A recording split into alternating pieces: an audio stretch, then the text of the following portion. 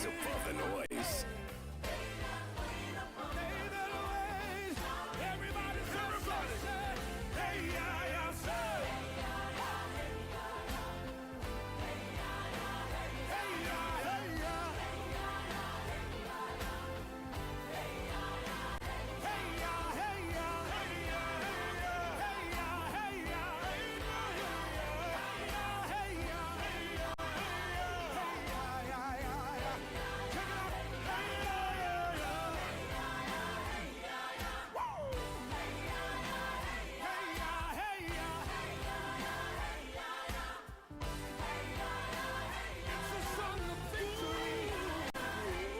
.6:29, Wednesday the 26th of February.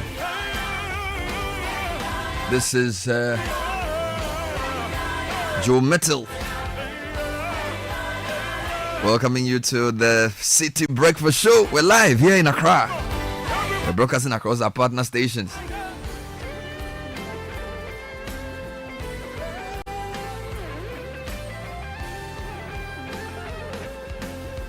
So it says, they that wait upon the Lord shall renew their strength.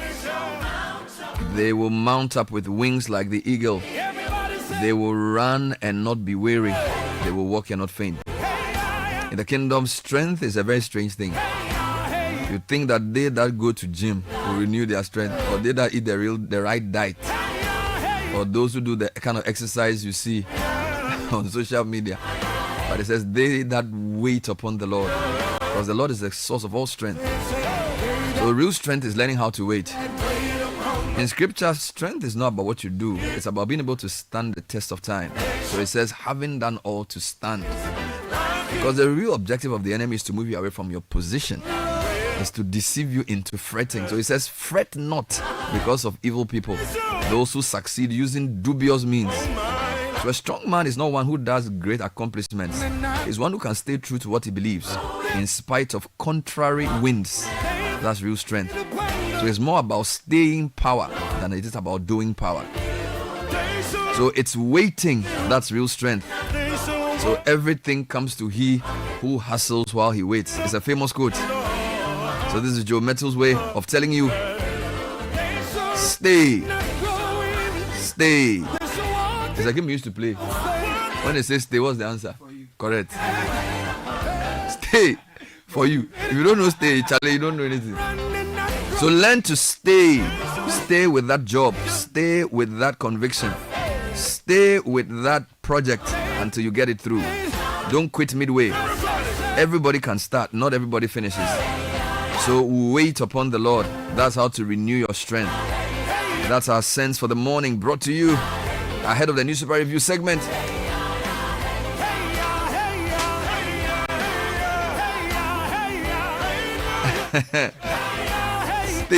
Stay for you. Yeah, no, when you say stay, they say for you.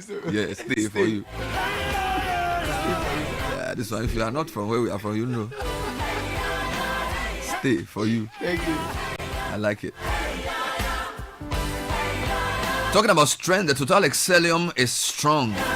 Enriches your engine with a 3-in-1 action formula. Cleans its substance, extends its life, and lowers your fuel consumption. It reduces CO2 emissions. It's anti-corrosion, anti-wear. Experience the difference with Total Energies Excellium new formula. Choose Excellium, choose quality. And from the dreams of youth to the ambitions of adulthood, wherever you are on your journey, starting a career, building a family, growing a business, Fidelity Bank is there with you every step of the way. Trust in the journey. Understand that Fidelity Bank is with you every step of the way. Let's turn your dreams into reality. We're here for the journey. Believe with us. Enjoy the classic flavors that Piva beverages offer. The orange fruit drink packed with citrus, the delightful cola, the tangible tangy, and of course the grapefruit drink. Call 0550-032-231. Available at a local store near you. Piva Beverages, a taste you love. This show jumps into the news review segment right after this. The Citi Breakfast Show. Rise above the noise. P-E Looking for a burst of flavor in every sip? Discover the refreshing taste of Piva beverages. Enjoy the classic Piva Cola flavor, perfect fit anytime. How about a fruity adventure?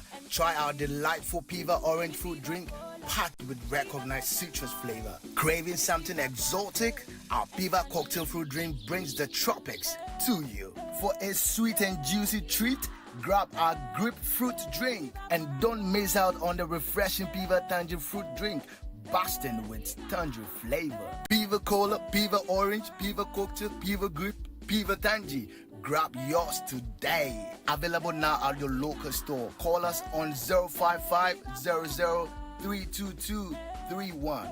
Piva, a taste you love. This advert is FDA approved. P for Piva. Oh, jump on now. Go. Gugomi, at what time will you come back where I don't hear the sound of your car? Why you buy new car? No, I don't change my car. It be the same ride. It be the fuel way I change. Way one shouts it. Ever since I started using the all-new Excellium Premium Fuel, fortified with 3-in-1 action. Oh, Joe, now my car they run like electric car. No, it's so. This is the type of fuel where they want to. Because now engine they cost. Where they want for way if I buy it, it go protect my engine. And with the small way I buy, I go drive, sir. Absolutely. It's like strapping a turbocharger to your engine and giving it a protector. And what they bust my mind, Seth, be the 3-in-1 action, no? Excellium, they prevent up to 99% of deposit. It be anti-wear, some be anti-corrosion. Won't pay when I open them. Hey, so where can I find this magical fuel? Just head over to any Total Energy service station and your car will thank you. Hey, then make a finish my go be fast, then rush go Total Energies. My friend, but why your hand my go be inside? I give you info. Make a feel the go be too small. Go. Excellium is designed to protect your car engine, decrease fuel consumption, and lower CO2 emissions. Don't say fuel, say Excellium. Choose Excellium, choose quality.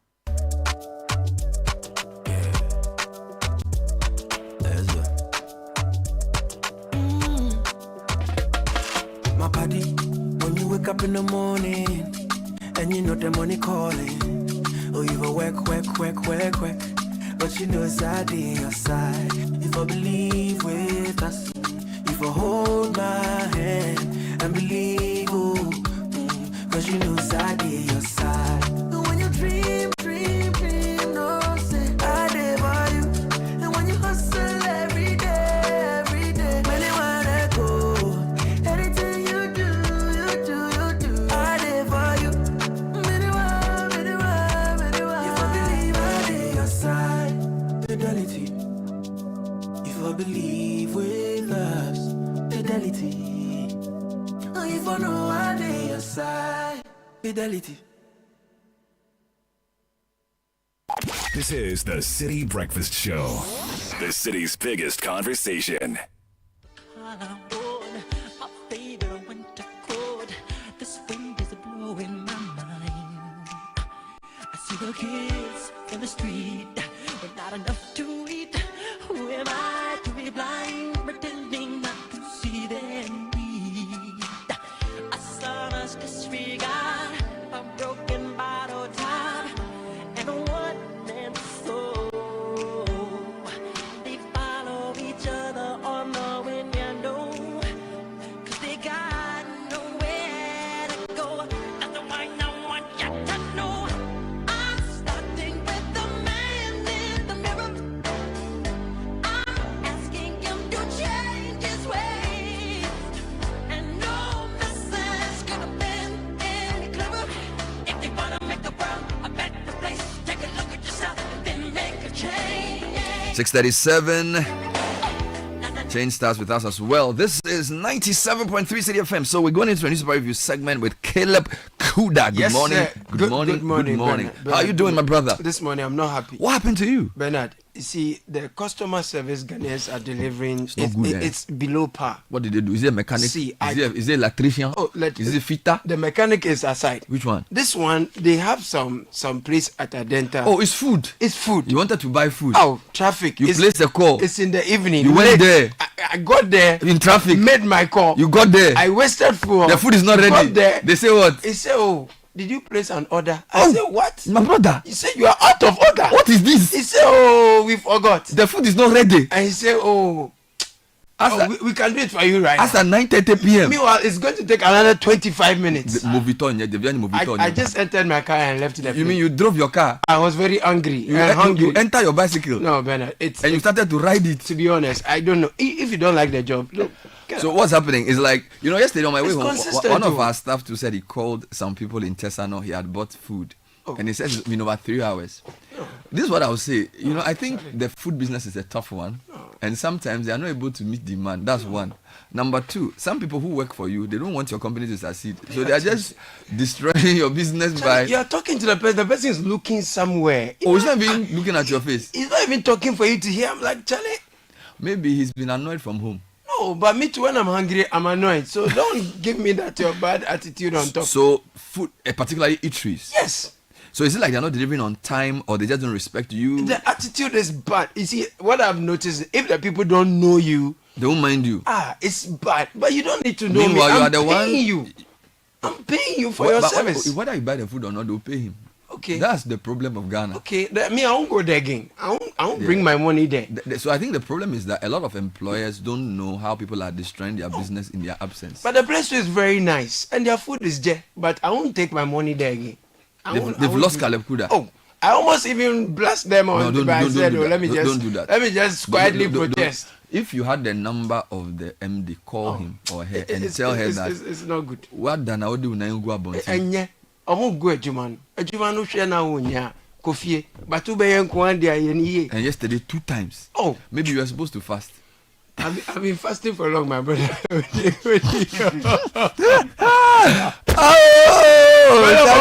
Hunger catch my brother. Something we go job. Let's start with the Ghanaian Times. Ghanaian Times bring back experimental schools. Dr. Amate is advocating in order to strengthen education system. Lands Minister sets new standards for mining coins companies. Don't mistreat visa applicants. Foreign Ministry is saying uphold responsible fiscal management. President to new BOG governor and GIS National Security must collaborate to strengthen border security. This is the Interior Minister speaking now. Dry weather conditions affecting growth of green Ghana trees. My God. This is on the back page of the Ghanaian Times. Let's go to the Daily Graphic. Daily Graphic this morning has a big one on the BOG governor and President Mahama. Restore monetary stability. President tax BOG governor first deputy and governor pledges stable exchange rate. The photograph of Samuel Okujeto Ablakwa is here. Minister urges foreign missions to improve conditions at the visa centers. Very important one here.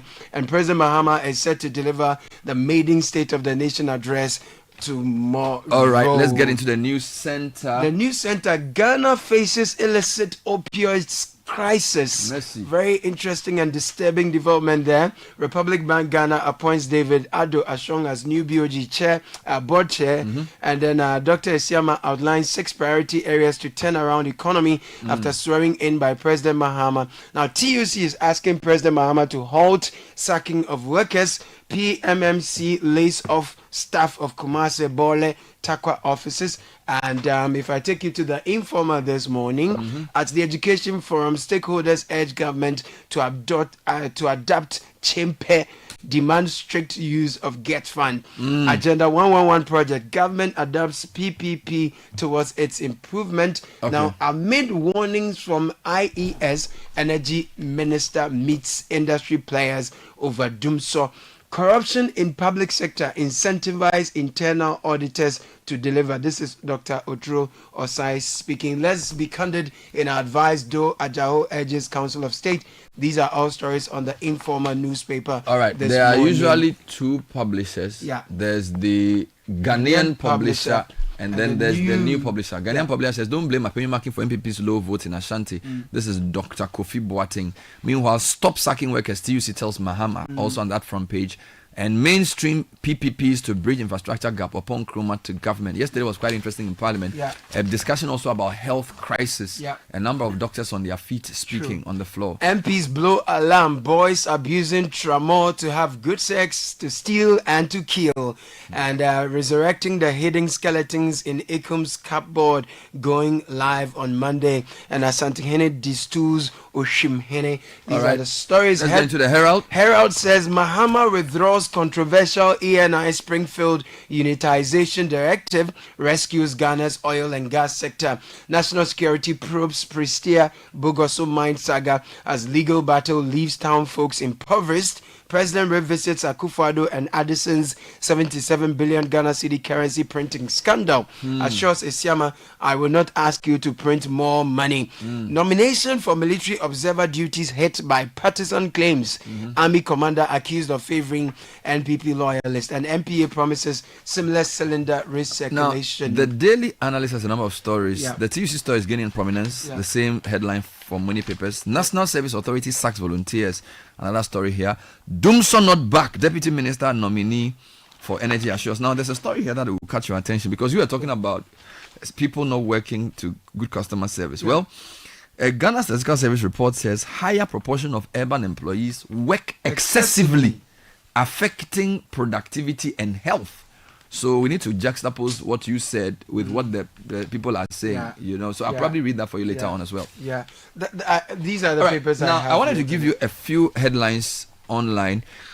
Channel 1, I've picked about 4 stories. Yeah. PTAs in public schools will return to original structure. Clementa Park said this yesterday. Okay. It's a very interesting story. Then I'm taking you to the homepage of Channel 1 News, where Opariado says rising youth unemployment is a time bomb for Ghana. He's warning. This is the Minister for Youth. Then rise in opioid abuse is due to regulatory failure. This is Titus Bayu, MP for Lambusi, speaking yesterday on CNR. And then Mahama to BOG governor. I won't ask you to print more money. Oh, okay. Then there's a couple of stories that will interest you. 4 Accra Academy students in viral video arraigned over assault. So you remember that story? Yeah, the machete wielding guy. Yes, they've been arraigned over assault. Now, Umaru Sanda honors his primary school teachers with TV sets and cash. Oh, lovely. Charlie Sanda, you do everything. It's a big man. No, that's good. He's honoring his primary school teachers with TV sets and cash. That's lovely. That's a good guy. Yeah, man. Now, I'm taking you to citinewsroom.com. And again, I'm taking you to yesterday. 5 students injured as peace ceremony between Boku schools turns violent. What's happening in the high schools? I'll bring you some details on this. That same day, police were deployed to Odogono SHS after student protest over 40 traffic lights. Yeah. All right. Now, the homepage of City Newsroom is talking about police saying they will maintain maximum security during Heritage Caravan 2025. Nice. The governor says he will reverse BOG's negative equity. And the majority leader rejects calls to summon Sam George over radio station closures. Meanwhile, CSM outbreak in Upper West Region worsens. 173 cases, 16 deaths. I'll bring you some details on this health story shortly. All right, so let's jump into the details. Caleb, maybe where are you starting from? Let me start with monetary issues. Yes. Restore monetary stability. President tasks BOG governor and first deputy. President John Dramani Mahama has tasked the Bank of Ghana to restore stability in the country's monetary system as he swore the new governor of the BOG, Dr. Johnson Pandit Kwesi Esiama, and the first deputy governor of the central bank, Dr. Zakaria Mumuni, into office now. With Dr. Esiama leading the Bank of Ghana, I am confident that we will rebuild trust in the institution. We will restore stability and put our economy back on the path of sustained growth. I entrust him with this responsibility, knowing that he will serve with diligence and excellence. He also went on to say that he will not interfere in the activities by asking them to print money into the economy. Now, Johnson Esiama himself has said that he will reverse the negative equity position of the BOG. As you know, the BOG has been going through some challenges if you look at his balance sheet. He is also vowed to address the persistent challenge of high non-performing loans in the country's banking sector. Don't forget, they regulate the banks. He says this is part of a broader strategy to enhance financial stability and economic growth. He was speaking at his swearing in, and he says that they will enforce stricter prudential regulations to curb weak risk management practices in the industry. And this will help to address high levels of non-performing loans with a priority being, or would that being a priority of his leadership? So that's from the presidency from yesterday. Now, still with the graphic. Yes, Bernard. Roads Minister sets up committee to review axle load control program. So a 5-member committee has been set up by the Ministry of Roads and Highways to review the operations of the axle load control program to enhance its efficiency and effectiveness. It is made up of representatives from National Security, private haulage operators, Ghana Highway Authority, and the Ministry of Transport and the Ghana Standards Authority. The Minister of Roads and Highways, Kwame Gavin Agboja, inaugurated a committee whose primary mandate is to identify systemic and operational issues that require reform, investigate violations of regulatory provisions, assess the management of collected fines, and propose recommendations to improve the program. Now, you talk about roads a lot. This is important because if the axle load centers are not doing their work well, two things happen. The state may lose revenue, but more importantly, vehicles of a heavier weight than required will use our roads and destroy the roads. True. So if the axle load people are not doing their work to the glory of God, there's a big issue there. So this committee is an important Very one. important. Now, I want to take you to the TUC. This story is trending everywhere. The TUC is asking the government to reverse the appointment terminations. And this is everywhere. I think it's on the front page of the Times, it's on the front page of the Graphic, it's on Channel 1 News. I just want to pick one of them and read for you this morning. And this one is from, in fact, government is going to meet Clocksack over their strike as well, in addition to the call by TUC for the reversal of the sackings. Reconsider mass revocation of public sector jobs. So the directive was issued by Chief of Staff Julius Zebra February 10, instructed all heads of government institutions to annul appointments made after the stated date, arguing that such recruitments were not in line with good governance practices. Now, the TUC has condemned this directive and is raising concern over the mass termination of workers, including those who have been on contract for several years before the appointments were regularized in December. The union described the move as heartbreaking and a serious threat to job security, particularly for young professionals entering the workforce for the first time. Quote, we find the directive by the Chief of Staff very problematic, to say the least. Not only is this directive open to abuse, but we find it extremely difficult to understand how the government could describe all appointments or recruitments made after December 7 as not in compliance with good governance practices. Then he goes on to talk about the issues. We haven't had a response from the minister yet. Yesterday, one of the committee, the people who have been vetted was asked, and he says he's heard that there will be regularization of some of those. Still on the labor front, the government is meeting the Clocksack to try and reverse their decision over a strike. Now, the civil and local government service workers have been on strike for a few days, protesting the appointment of somebody to head the birth and death registry. The government say they are going to hold negotiations with the leadership of Clocksack today, actually tomorrow, Thursday, February 27, to resolve the ongoing strike. Bernard, boys are abusing Tramor to have to steal, to kill, and to indulge in all manner of activities. And members of Ghana's parliament have called for a united front to resolve what they describe as the free-for-all sale of illicit, addictive opioids in the open market and the growing abuse of same by the country's youth. This is the new publisher, page number 3. Among the reasons mentioned by the MPs for which the youth take the illicit opioids are to feel euphoric, to have good sex, and to commit all manner of crimes, including murder, assault, and stealing. Parliamentarians from both sides of the divide on Tuesday described the development as a national crisis with security threats as they took turns to pledge their commitment and support for efforts announced by the Minister for Health, Kwabena Mintah. There's a quote here: some youth take it to feel high to do what they want, others to commit crimes, some take these drugs to feel high to have sex, and some ladies feel good.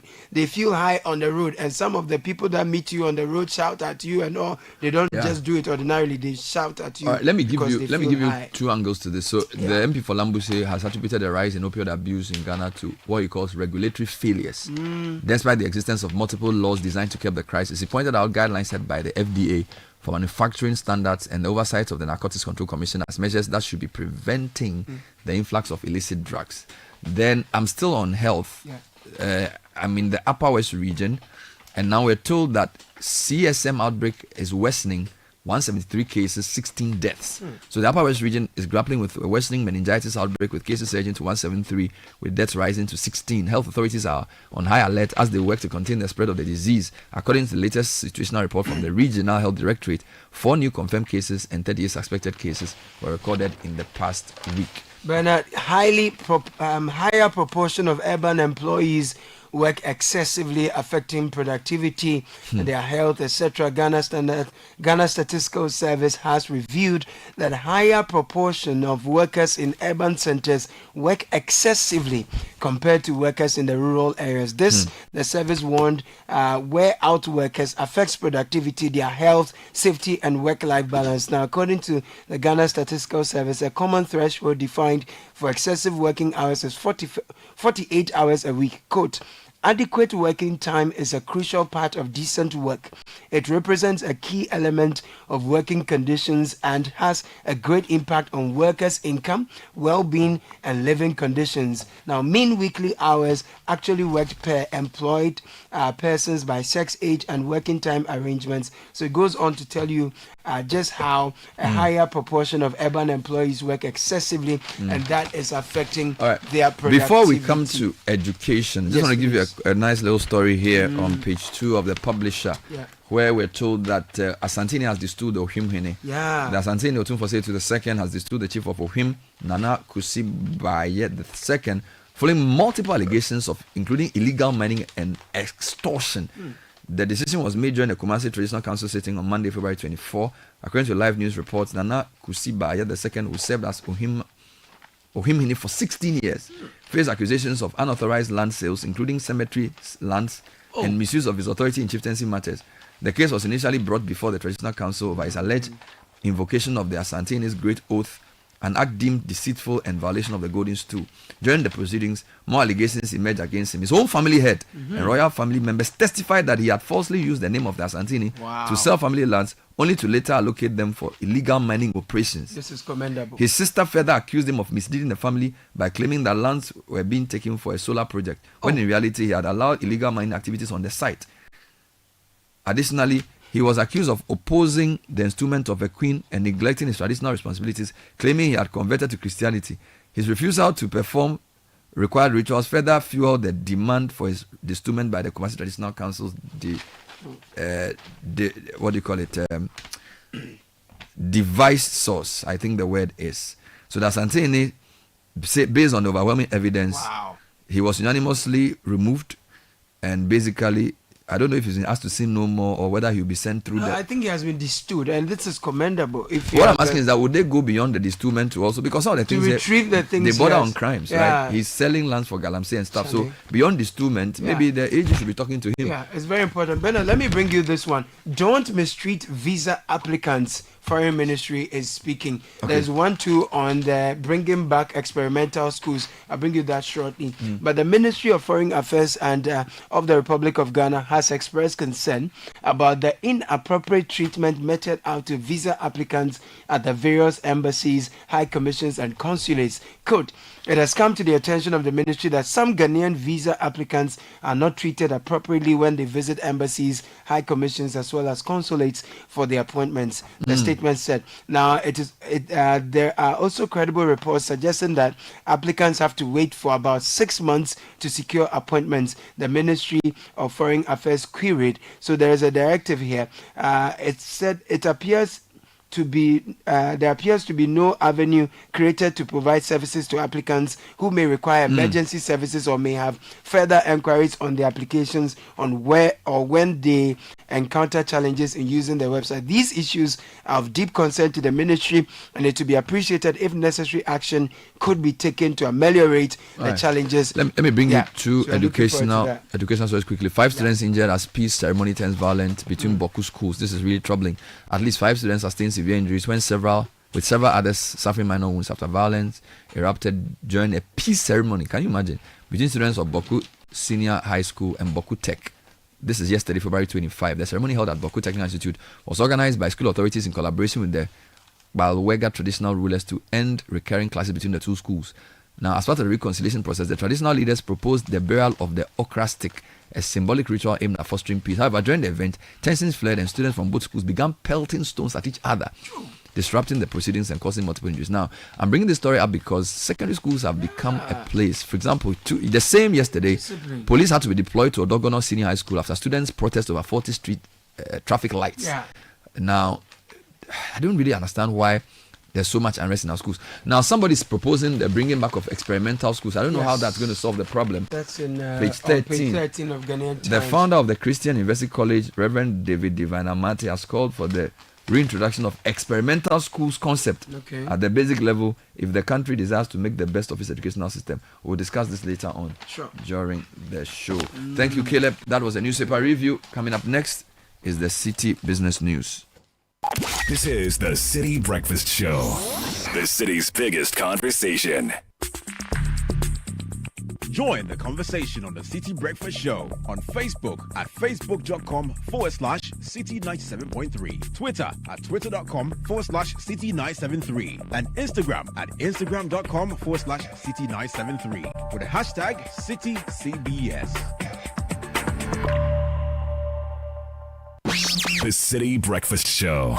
Rise above the noise.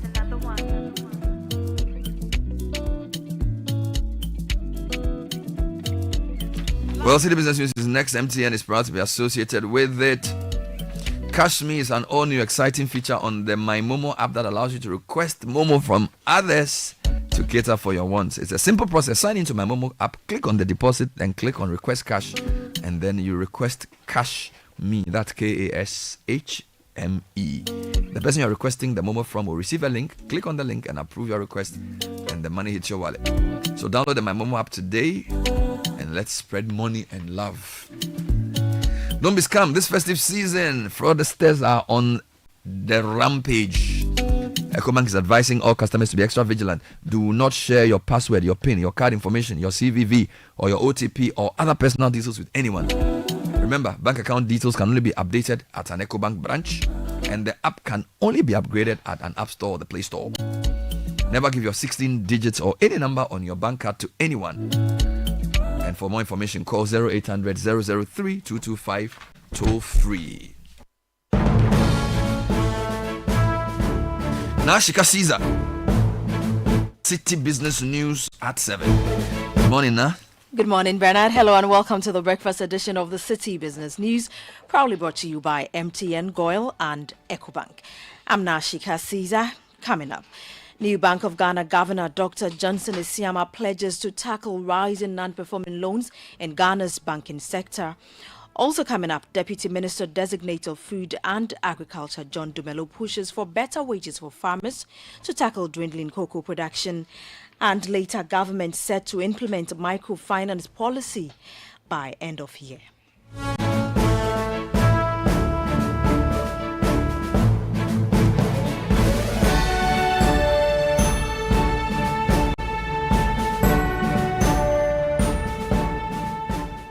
Let's settle for the details of our stories now. The governor of the Bank of Ghana, Dr. Johnson Isiama, has vowed to tackle the persistent challenge of high non-performing loans in the country's banking sector.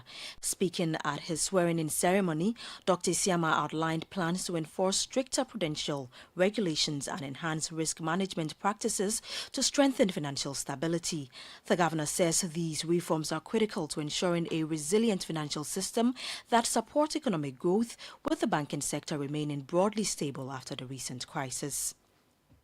While our banking sector remains broadly stable now after the recent crisis, it requires targeted reforms to address legacy challenges and ensure continued resilience. Under our stewardship, we shall enforce strict prudential regulations while fostering an enabling environment for responsible lending and innovation in the banking sector.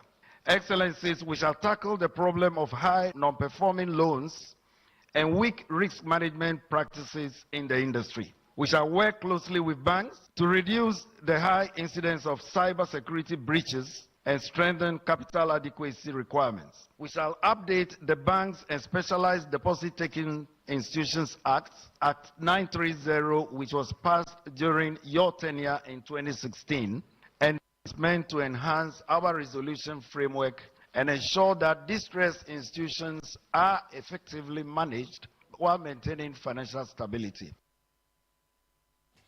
Dr. Johnson Isiama has also pledged to reverse the central bank's negative equity position following recent financial losses. My fifth and the last priority area is the need to reverse the Bank of Ghana's negative equity position or the losses that have been incurred in recent years, all to maintain financial stability, to maintain credibility of the institution, and to restore public trust.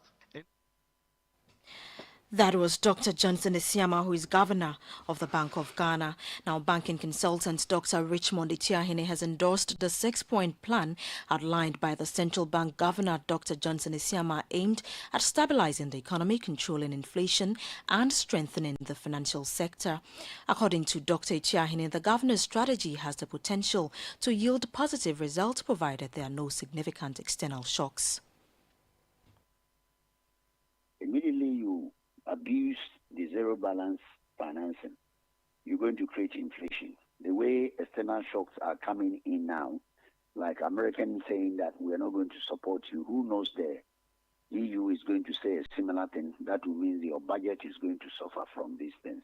But the real thing, what the president said, is that if we are able to, everybody keeps on his own lane. Monetary policy should state his monetary policy. Fiscal policy, deal with your fiscal policy. And then when you go to the banking sector, that is an area where I believe Dr. Isiama would have to put on all his armor. Because the sector, the legacy issues in the banking sector is far more than what he said. The non-performing that is trailing over the year, it stems from two sectors. It stems from the road sector and the energy sector. That is where I think Dr. Isiama, as he's setting in, he should define a strategy. That was banking consultant Dr. Richmond Itiahene speaking there. Moving on, the government is set to implement a microfinance policy by the end of year, a move expected to reshape the sector and drive economic growth. This was disclosed by Andrea Mexon, head of banking and non-banking at the Ministry of Finance. Speaking at the launch of a 5-year strategic plan by the Ghana Association of Savings and Loans Companies, Andrea Mexon noted that the policy will serve as a strategic roadmap for the future of Ghana's microfinance sector. We are looking at how best we can work out when the policy is passed, we should be able to implement it in the latter. So we are sure that the policy, we are working on it, and by God's grace, we will get it passed this year. But I don't think that it may need an airline. I think we will need an executive instrument to let us implement that. So that we are going to work on. So to streamline the operations of the sector, the Ministry of Finance, in collaboration with the Central Bank and other industry stakeholders, have been working on the introduction of the new national microfinance policy to serve as a blueprint for the microfinance operations in Ghana. We need this instrument to be passed. We really need, as a sector, we can't do without it because the risk there is very high. And I was explaining that we have the banks operating at the top. You are the players in the MFI sector, and you are those who are holding the low business in the MSMEs that we are launching the strategy for. So if you are not able to strengthen you, to enable you hold them firm, then our economy will definitely fall flat. Andrea Mexon is head of banking and non-banking at the Ministry of Finance. Meanwhile, CEO of the Ghana Association of Savings and Loans Companies, Chinebo Akudua, is urging the government to prioritize the policy in the upcoming budget. We want to see the microfinance policy that was developed with the help of GIZ being adopted by Cabinet and also being translated into an act. Number two, in that policy, we all agree that the non-bank sector needs to be restructured and that savings and loans companies with a balance sheet of 1.5 billion Ghana cedis is not competitive because the name is not palatable. Savings and loans is not a product. So today we want to say that the name we don't like it. So you can let the Bank of Ghana here as a policy direction that you are supporting the development of the middle tier and that we deserve to be called a bank. because our balance sheet is more than some banks 5 years or 10 years ago. We believe that when the name of the sector is changed and the structures are changed to expand the permissible activities, we will be receptive globally. That was the CEO of the Ghana Association of Savings and Loans Companies, Chinebo Akudia, there. Now, the Deputy Minister Designate of Food and Agriculture, John Dumelo, has stated that he would advocate the need for better cocoa pricing to prevent farmers from leaving their lands to illegal miners. John Dumelo underscored the growing trend of cocoa farmers surrounding their farms to illegal small-scale miners in exchange for large sums of money. Daniel Odumeza has more in the following report. During his vetting before Parliament's Appointments Committee, John Dumelo said that a review in the prices of cocoa will be announced in due course. Giving the cocoa farmers the right price will deter them from selling their cocoa farm. The second one is also to restructure or structure the whole mining industry well, so that wherever they mine, they will not be able to affect these cocoa farms. But I think that the main one is about pricing. And that's what my boss suggested, and that's what the NDC will do. With the commencement of the new farming season, which is in October, that's when they review the prices. But I'm in no position to commit myself when it comes to the commencement of the new prices. In consultation with my boss, we'll be able to give the right answer at the appropriate time. He also mentioned plans to improve animal production by setting up more breeding centers across the country.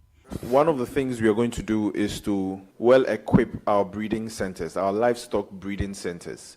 In the past, they haven't really been equipped, and what we are going to do is to really equip them. And an example is bringing in new breeding the livestock and letting it out into the particular district. And so we'll try as much as possible to decentralize the breeding centers so that more people can have access to the new breeds that are available for us to have multiple production going on. Meanwhile, Deputy Energy and Green Transition Minister Designate Richard Jan Mensah said alternative solutions will be explored to lower high electricity tariffs. The tariff in Ghana, mostly from the little information I've had, indicates that about 60% of it is made up of generational costs, and then other factors are also added to it. I believe that if we are able to manage the cost of generation, it is very likely that the cost of generation, if we're able to manage it and reduce it, and then also when we are able to also work on the distribution and then collection losses in the system, it will help the prices or the tariff to come down. You had a Deputy Minister Designate of Energy and Green Transition, Richard Jan Mensah, ending that report filed by Daniel Odumeza. Now, the Ghana Union of Traders Association, GUTA, is anticipating a business-friendly 2025 budget, urging the government to ease the cost of doing business through tax reliefs, currency stability measures, and streamlined customs procedures. In a press statement, the association called for the removal of nuisance taxes, a simplified VAT system, and a shift from the current weekly or bi-weekly Bank of Ghana dollar rate for duty payment to a quarterly or biannual system. It also pushed for the implementation of a fixed tax system on spare parts as a pilot for other imported goods. Now let's have a quick market check on the currency board across some forex bureaus, and the dollar is going for 15 cedis 90 pesos, the British pound at 19 cedis 80 pesos, while the euro is selling at 16 cedis 50 pesos. Remember that these are the rates being offered by the forex bureaus to the public. And that's it for the breakfast edition of the City Business News, proudly brought to you by MTN, Goil and EcoBank. I'm Nashika Caesar. Many thanks for your company. Do have a great business day. Every day, people have money emergencies. Ma, I need my school fees. Mommy, chop money. Cratchy, mommy, my rent. Emergency. Now, there's a new emergency number in town. More money, challenge and enjoyment.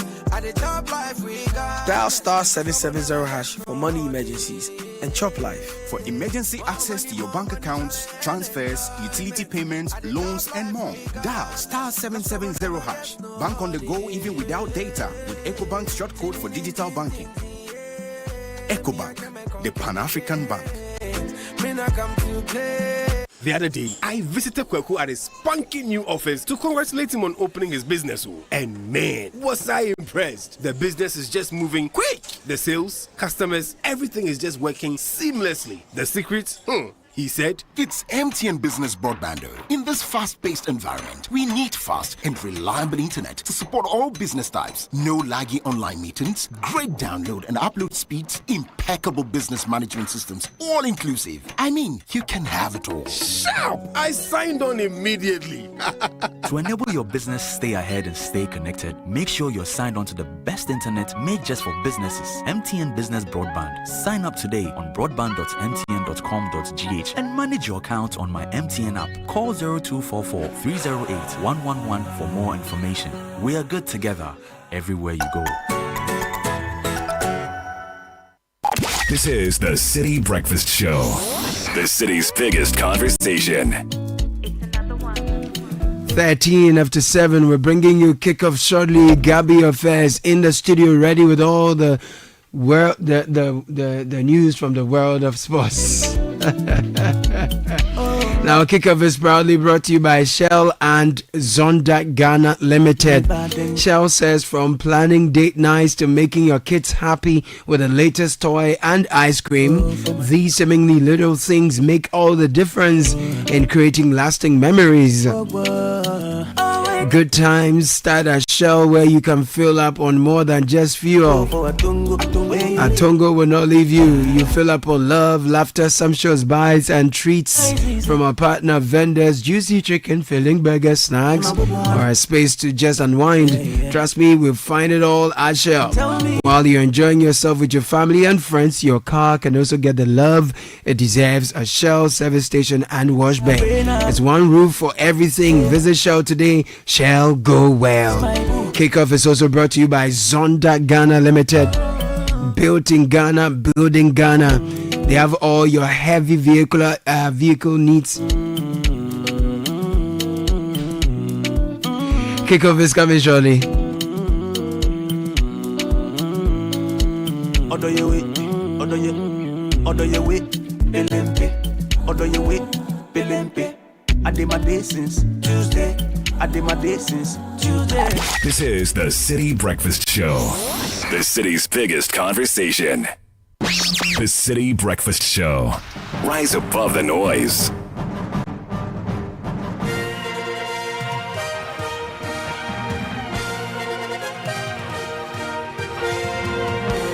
The shine is gradually returning on a solar panel. What did you do this time? Oh my goodness. What did you do this time? It's shea butter. You know, people have some foam they used to do their head and you do round. It's just shea butter. But that cannot be your story. It's just shea butter. Good morning, Gabby. Doing the magic. Good morning, Caleb. Hi. Oh, young man. It is well. Yeah, with my soul.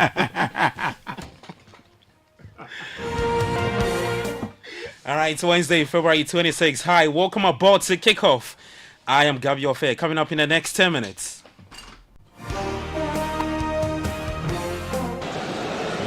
Taking the ball on the half turn, setting up well back.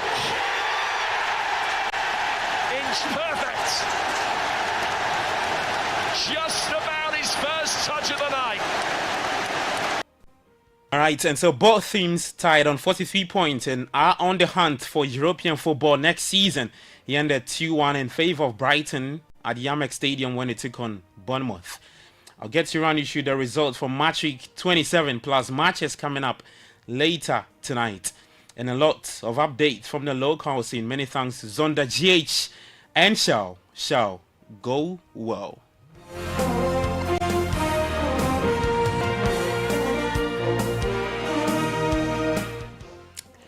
All right, let's get into the details now. Starting off with this, the Deputy Minister Designate for Education, Clement Abbas Apak, acknowledged Ghana's sport funding challenges during his vetting by Parliament Appointment Committee yesterday. In addressing concerns about neglected grassroots sport, Apak backed Education Minister Haruna Idrisu to find creative funding solutions for school programs. He expressed confidence that Idrisu could close the gap by tapping private sector support, especially at the school level. Thank you, Mr. Chairman. Sports is a very important activity not just because it keeps us fit, but it's also a source of great entertainment. I have been a sportsman myself. I mean, I played volleyball. One of my playing colleagues is seated right by the chairman. I played football. I played table tennis. My younger brother, who is here, played basketball all the way to the national level. And you are right. It is not the way it used to be. And that should be a cause of worry. My minister is a sports enthusiast himself. He plays football himself. And I think the challenge we face, as you rightly alluded to, is funding and is inadequacy. Given that he's a sports person himself, I believe very strongly that he would find ingenious ways to get private sector involvement to support sports in our schools, even as we look at what we can do to provide some support as a nation for sport and sporting activities to go on in our school system. Sports cannot be neglected. A very important activity that ought to be supported. We all do it. We buy the footballs, the jerseys, and we provide the funding to support the district directorates of education to organize sporting activities. It's a problem that we must look at and address. All right, so that's Deputy Minister for Education Clement Apak speaking right there. Well, let's talk about the Black Stars. In Ghana's Mame Kudos has called the 2022 World Cup in Qatar the best football tournament outshining the Champions League. Now, the Western forward left that through 3 years ago at the 2022 World Cup in Qatar, where he scored twice in 3 games for the Black Stars in his first appearance at the competition. Yeah, it was really nice.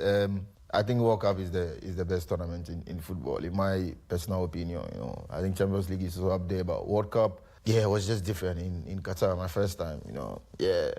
Like I said again, family flew all over there to come support. So was amazing feeling. We didn't go as fast. I would have loved us to, but it was nice to experience the World Cup. You know, because it has been a tournament we all enjoyed back sitting on the TV watching. You know, so to be part of it was great.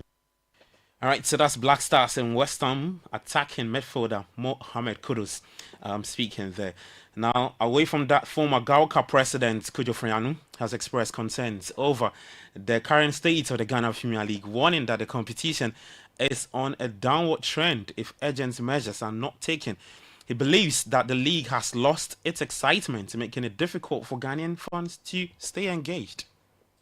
Hooliganism in football can be said to be bedfellows, but we need to find out what triggers the hooliganism. You and I know that officiating has been on the decline, and you cannot blame the officials also, because you go and handle a match and you have to wait for weeks until you appeal the pittance. So we expose the referees to corruption and all manner of vice. What kind of training are we giving our referees? What sort of punishment are we meting out to them? We are all aware that if you watch EPL, referees are punished. They are human beings. They are bound to make mistakes. But where the mistakes are becoming one too many, and the suspicion that officialdom is behind some of those decisions, there is open secret in Ghana here. The club could be targeted for relegation, and so be it. A club could be handpicked for qualification, and so be it. So when we have this suspicion clouding our competition, then you don't have the might or the will to punish. Then this is where we'll come to. All right, so that's Kujo Fiano. He's a former Gauka president speaking to City Sport. Let's talk about the current president. His name is John Kofi Ansah, and his ESCO met with the Minister for Sport and Recreation, Kofi Adams, at the ministry yesterday to introduce the newly elected Gauka executives and also congratulate him on his appointment. John Ansah used the occasion to outline Gauka's major events as follows. That's the President's Cup, the First Ladies' Cup, and the top 4. He also made a passionate appeal to the minister to lobby Parliament to consider tax rebate on imported sport equipment by clubs and the VAT charges on the gate proceeds. To some women's football, and Black Queens head coach Kimlas Bjorkegren remains positive despite his team's friendly defeat to Morocco ahead of the upcoming Women's African Cup of Nations, WAFCON. Well, Bjorkegren is confident that the lessons learned from the tour will help the Queens to improve as they prepare for the tournament later this year. I think the week have been really, really good. I think this team came as one group, and they are leaving in a completely different, a better group, I would say. Both off the pitch with the team building, we're having a great team spirit here. And they have been working really hard in trainings. The focus have been more to defend high pressure, play with energy, play as a team. I think we did a good job in the game against Morocco, even if the result wasn't what we were hoping for. Kim Las Björkegren is Black Queens head coach, speaking after their defeat to Morocco. Well, let's get you to the Premier League, and Chelsea moved back into the top 4 by ending their 3-match losing run with a 4-0 win over league's bottom side Southampton at Stamford Bridge. Christopher Nkunku, Levi Colwill, Pedro Neto and Marco Correa all got on the score sheet against the Saints. Here is Chelsea's head coach Enzo Maresca. Yeah, very important because we know that from now on every game is important. And when we get 3 points, it's even more important, and we are happy, knowing that from now on, when we win a game, we wanna be there. If we don't win, we're gonna drop a little bit. It's how we manage the emotion until the end. But for sure about the performance, we are happy. We were happy even against Villa because I think the performance was very good, but unfortunately we didn't win. Well, some Chelsea supporters protested before the game and after. It was against the ownership, but Maresca says they have to trust the club. And then the only thing I can say is that in this moment I think the fans, they have to trust, because we are in the right process, we are in the right direction. I said many times that since we start, I think we have been top 4 or Champions League spot most games of the season. So that means that we are in the right direction, the club is in the right direction, and especially I think they have to trust the players. Enzo Maresca is Chelsea's head coach. Well, some other results: Brighton were 2-1 winners over Bournemouth at the Amex. Crystal Palace put 4 past Aston Villa at the Selhurst Park. Wolves lost to Fulham by 2-1. Some more games coming up later today. Brentford will take on Everton. Manchester United, they're up against Ipswich at Old Trafford. Nottingham Forest will take on Arsenal. Spurs and Manchester City face off at the Tottenham Hotspur Stadium. And then Liverpool will take on Newcastle United at Anfield later tonight. In the Copa del Rey, Alexander Sørloth's late leveler was the final word as Atletico Madrid secured a dramatic 4-4 draw with Barcelona last night. Inter Milan also beat Lazio in the Coppa Italia last 8 to set up a semi-final against City rivals AC Milan.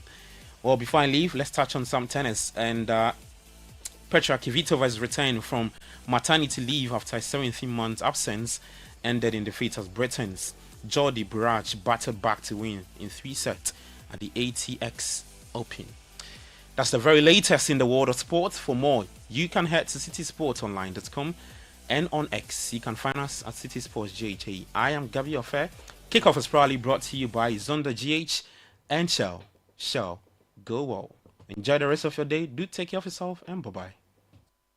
There are some classy celebrations that calls for whipping out your favorite China sets. Same goes for your luxury vehicle. Just any engine oil won't do. Premium understands premium best. The new Shell Helix Ultra 0W20 SP is the one for your premium car. It's a fully synthetic motor oil designed using the Shell Pure Plus technology. Prevents dirt buildup with exceptional cleaning power, leaving your pistons cleaner than a whistle, up to 50% more than the industry standard, and gives you stronger, long-lasting engine performance. So, if you want your classic car to run smoothly like a Ferrari for years to come, use the Shell Helix Ultra SP 020, made for premium. Shell Helix Ultra 0W20 SP, designed for ultimate engine performance. Join the conversation on the Citi Breakfast Show on Facebook at facebook.com/Citi97.3, Twitter at twitter.com/Citi973, and Instagram at instagram.com/Citi973 with the hashtag CityCBS.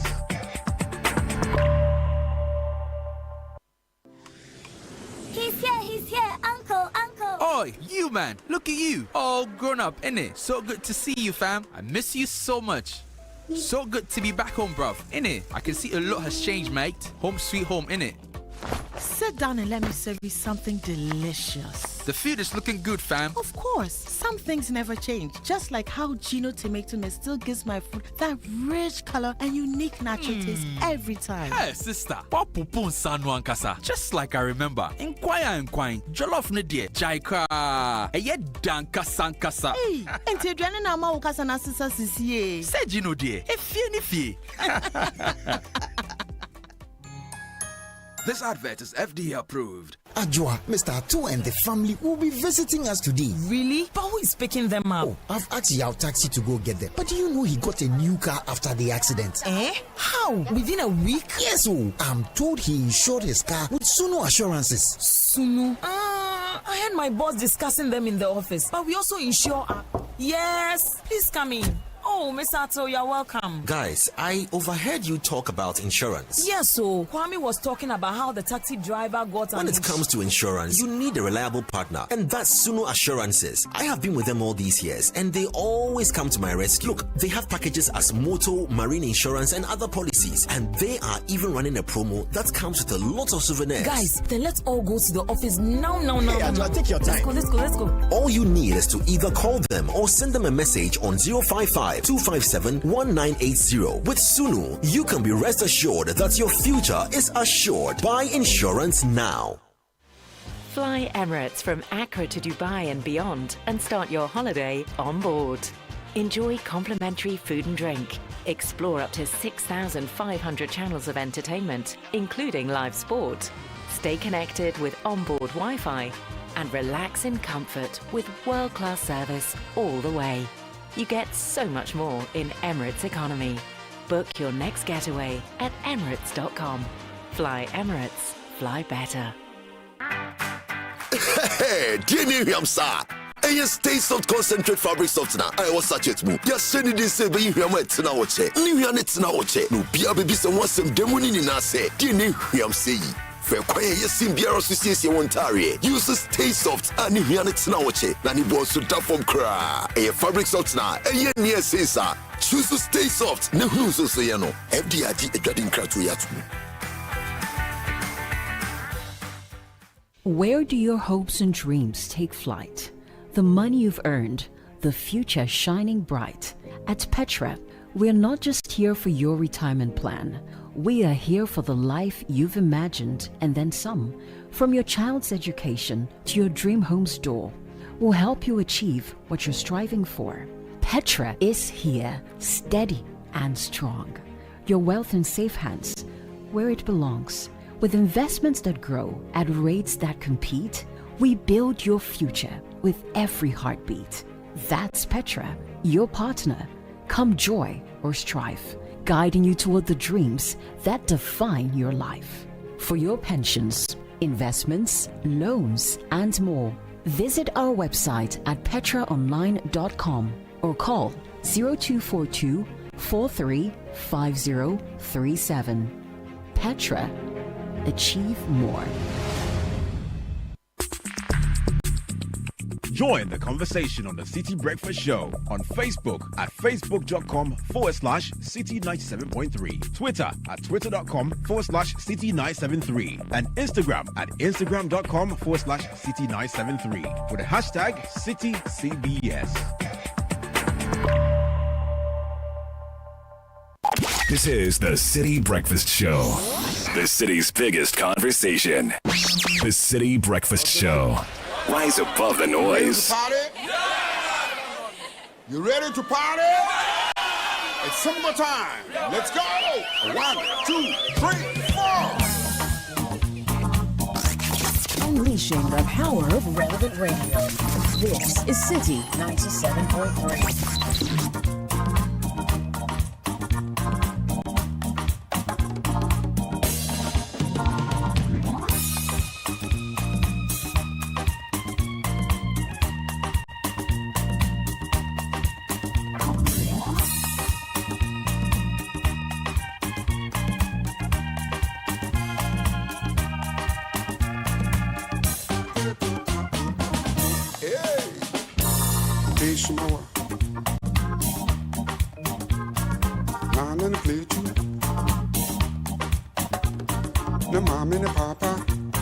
And when you know, rock and so.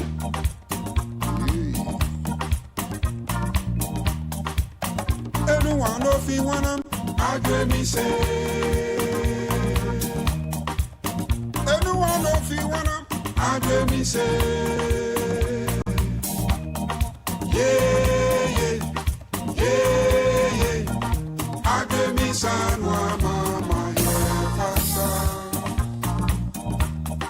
Yeah, yeah, yeah, yeah. I get me son, mama, yeah, pasa. This man, I come. Down and play too. Yeah, bro. Anyone of you wanna, I get me say. Anyone of you wanna, I get me say. Yeah, yeah, yeah, yeah. I get me son, mama, yeah, pasa. Yeah, yeah, yeah, yeah. I get me son, mama, yeah, pasa. Yeah, this man I come, down and play too. This man I come, down and play too. Sissy bum, tabun bum, sissy bum, tabun bum. Yeah, yeah, the way yeah. This man I come, down and play too. Sissy bum, tabun bum, sissy bum, tabun bum. Yeah, yeah, the way yeah. This man I come, down and play too. Sissy bum, tabun bum, sissy bum, tabun bum. Yeah, yeah, the way I'm afraid you can't tap no phone when they true. Sissy bum, tabun bum. Yeah, this man I come, down and play too. This man I come, down and play too. I cook away Jesu. I work and shoot my bench and walk it through. 7:34. All right. I cook away Jesu. I work and shoot my bench and walk it through.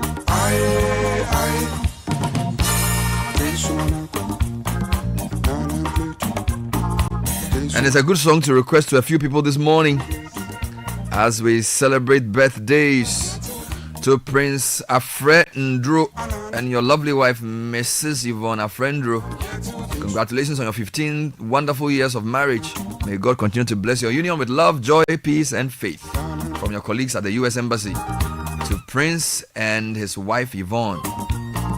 Happy belated birthday to Asafo Mami, Mrs. Matilda Tego. May this new milestone bring joy, health, wealth, and every good thing you want in life. From Roland Van Exbone. Happy birthday to Priscilla Boni of the Tax and Regulatory Department on Akosia Sikayena of the Financial Advisory Department of Deloitte. And belated birthday to Winfred Koko Nokobi of the Audit Department from your country managing partner, Daniel Kojo Usu and staff. Yesterday was the birthday of Edu Jitamaklo. He's not the CEO of the MPA. Happy birthday, my brother. Enjoy the day in your new big suit. Yeah, man. Happy birthday to Romeo Aja, Corporate Affairs Manager, Imperial General Assurance, PRO of the Method Development Association. Big man, chop life. Romeo was part of the team that received us when we went to dedicate the health facility we built at Mefe. He's a very solid guy. So I have to go and check on those guys whether the facility is working. Happy birthday to Romeo, who's the PR of the Mefe Development Council. Yeah, also wishing Mrs. Sefanam Agbobliba, PR and Comms Lead at Access Bank Limited, a happy birthday from Anthony Arthur and the entire Corporate Comms Department of Access Bank. And to my wife, Christabel Sasutin Crown of Cocoa Board, may the Lord honor your steps to higher heights with his blessings. We truly love you. From your husband, lawyer Alexander Sasutin-Krang of GRA. Thank you. Hey, Charlie, the man is a GRA, the wife is a cuckoo board. That's right. Hey, I'm on for. Father side, I'm on for. Hey, I know a lot of couples who do both government work. One day IRS, one day GRA, one day. Hey, Ghana. If it's so. And then it's called Asasiabai. Asasira. Alexander Sasu GRA. Why is Coco Bot? Hey, and the Ghana resources, Happy birthday to John Terry Tresh, PA of John Dumelo. This is from Alavi to you, John Terry Tresh. Okay, and happy also birthday to Achu Kluga and his twin brother, Eche Kluga. Happy birthday to you, my brother. Achu's been a long time. Achu and Eche. Yeah, these are my Jingano people. So a very interesting advert today, right, in the graphic, where the Ghana Institution of Surveyors is congratulating 4 members of parliament, because apparently these are 4 surveyors in parliament. Honorable Surveyor Emmanuel Kwesi Bedra, MP for Ho West. Honorable Surveyor Maxwell Kwame Lukuto, MP for South Tong. Honorable Surveyor Andrew Amwakwesiama. Do you know he was a surveyor? Speaker. Yeah, second speaker. Speaker. Yeah, man. MP for Famina. And then Honorable Surveyor Kweku Asante Boateng, MP for Asante Akim North. Yesterday, I noticed that a lot of the doctors in parliament were speaking. So I have a question for you. Which profession, which is the most popular profession in parliament? I think it's lawyers. No. Lawyers are the most popular. I think for a long time it's been teachers. Really? I haven't checked this one, but for many years I used to check this. The most prominent profession in our parliament is teachers. I thought the lawmakers would populate the lawmaking chamber. No. I think it's teachers. I thought it'd be lawyers too. There's been more teachers. I mean, at which level? Tertiary, secondary, basic? Master, once you're a teacher, you're a teacher. If you add lecturers and then teachers, or people who are in the educational sector, most of them are trained teachers. Right. So in fact, most people who enter politics, they start. Okay, this is my theory. Yeah. Usually, when you go to training college, right, it's a good stepping stone before you go to a formal university. True. So when we invested, a lot of people who came from training college were better student leaders because they were a bit more old. They were a bit more mature. Yeah. So you usually have your SLC president as somebody who's done 2 years in a teacher training college or 3 years. True. And then he enters campus politics, and then eventually. The other thing is that teachers are very good community organizers and highly respected. So when we did the Volta relief project, we found that a lot of the... So for example, when we went to the town, this town in the Shai area, Tokpo, yeah. It was the head teacher who was organizing everybody. So the whole community. Yeah, so usually people rally around schools. Right. So if you're a teacher of worth your salt, you'll be very respected in the area. Right. You know all the parents because you know what I'm saying. So teachers are they are the dominant profession in parliament. I was thinking about that, especially in rural areas. A teacher is someone who is highly respected. Yeah. They are well known in the community. Yeah. They have some gravitas. Yeah. I think they are more respected than they are in urban areas. So generally, a headmaster of a school is an opinion leader who, and generally everybody will know him, and he will know most people because if your child is in school, he will obviously know who your parents are, or at least know where you live. True. So for a long time, our parliament has filled with teachers. But I noticed that now a lot of the professional bodies are trying to assert themselves. True. So there are lots of lawyers in parliament. There are some. Yesterday I saw about 5 doctors. So yesterday is Aneto, Titus Bayo. Yeah, a few of them were speaking. Of course, not all of them who spoke were doctors, but there was also Dr. The Esikado MP. What's her name? The woman. I forget. Yes. I forget. Somebody should remind me. I should know this. Charlie, my head. I'm growing. Grace Ayesu Dankwa. I didn't hear Dr. Uefriye though. Yes, Uefriye. But there's been So the health caucus has been. The truth is that health caucus is not just doctors, also nurses. True. So for example, the Minister of State who was vetted the day before yesterday. 2 days ago. Special initiatives, I think. Akambariba. Yeah, Akambariba. Lariba. She's a nurse. Interesting. The gentleman who is Ashanti Regional Minister is a lab. Dr. Amwako Hene. He started as a medical lab technician. Yeah. Before he became a nurse. Before he became a medical doctor. Yeah. So there are 4 Surveyors. Yes, there's a theory the Chinese have that if you want to develop a nation, you need more engineers. I would qualify it and say we probably need more built environment professionals in our parliament just to help with the work of roads, build spaces, managing our urban space and that kind of thing. I hear China has a lot of they invest in engineering. Now, I'm not here to denigrate any profession. I think we need the right balance. My view is that we've had too many of the theoreticians in national leadership because of the University of Ghana's role in shaping opinion and being the place where a lot of our early leaders were produced. We've tended to have the legal people, the liberal arts people from that training. I feel like we need to also have people with engineering background, because I'll tell you this, a lot of them. So when you take like a companies who do we call them FMCGs, fast moving consumer goods, right? Some of the best marketers I know are engineers, people who can run companies, because engineering is also a structured way of thinking.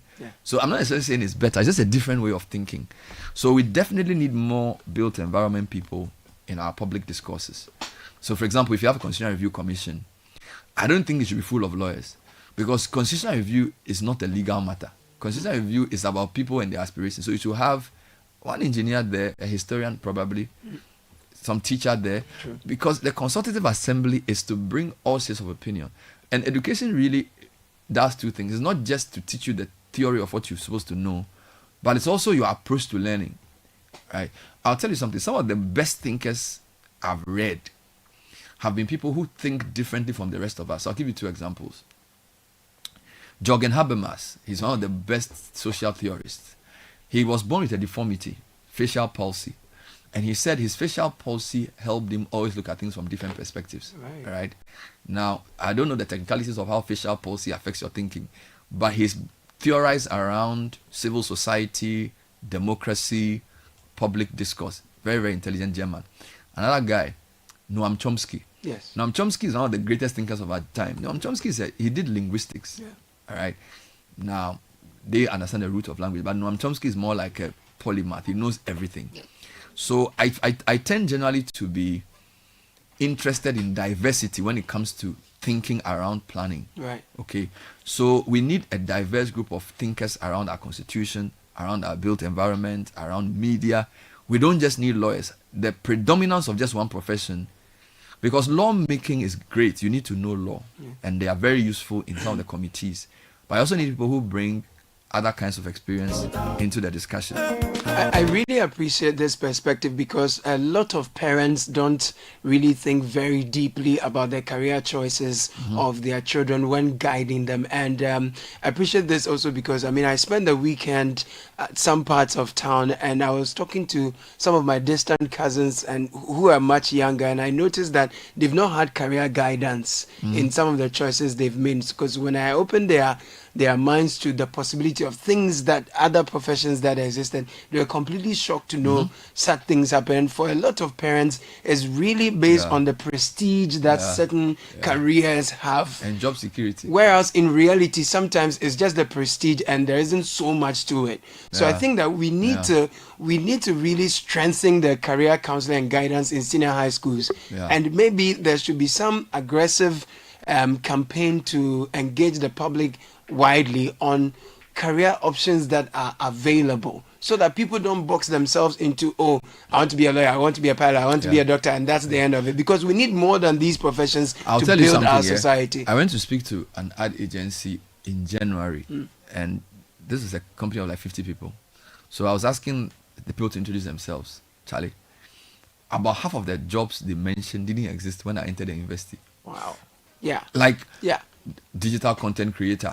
This, that. Like, there were just all kinds of roles, which I entered the university in 2000. Those jobs didn't even exist as jobs. Because the first time I heard of somebody even doing anything digital, my friend said he was going to do the e-marketing. And I said, what is e-marketing? Because he wasn't getting a job, so he went to get to some company, and so the company is doing e-marketing. So this is like 2005. Now, in that agency, there's a copywriter, content creator, digital marketing planner, digital this, that, and these are all guys sitting behind computers, some with rasta hair, some wearing singlet, but they are producing some crazy work.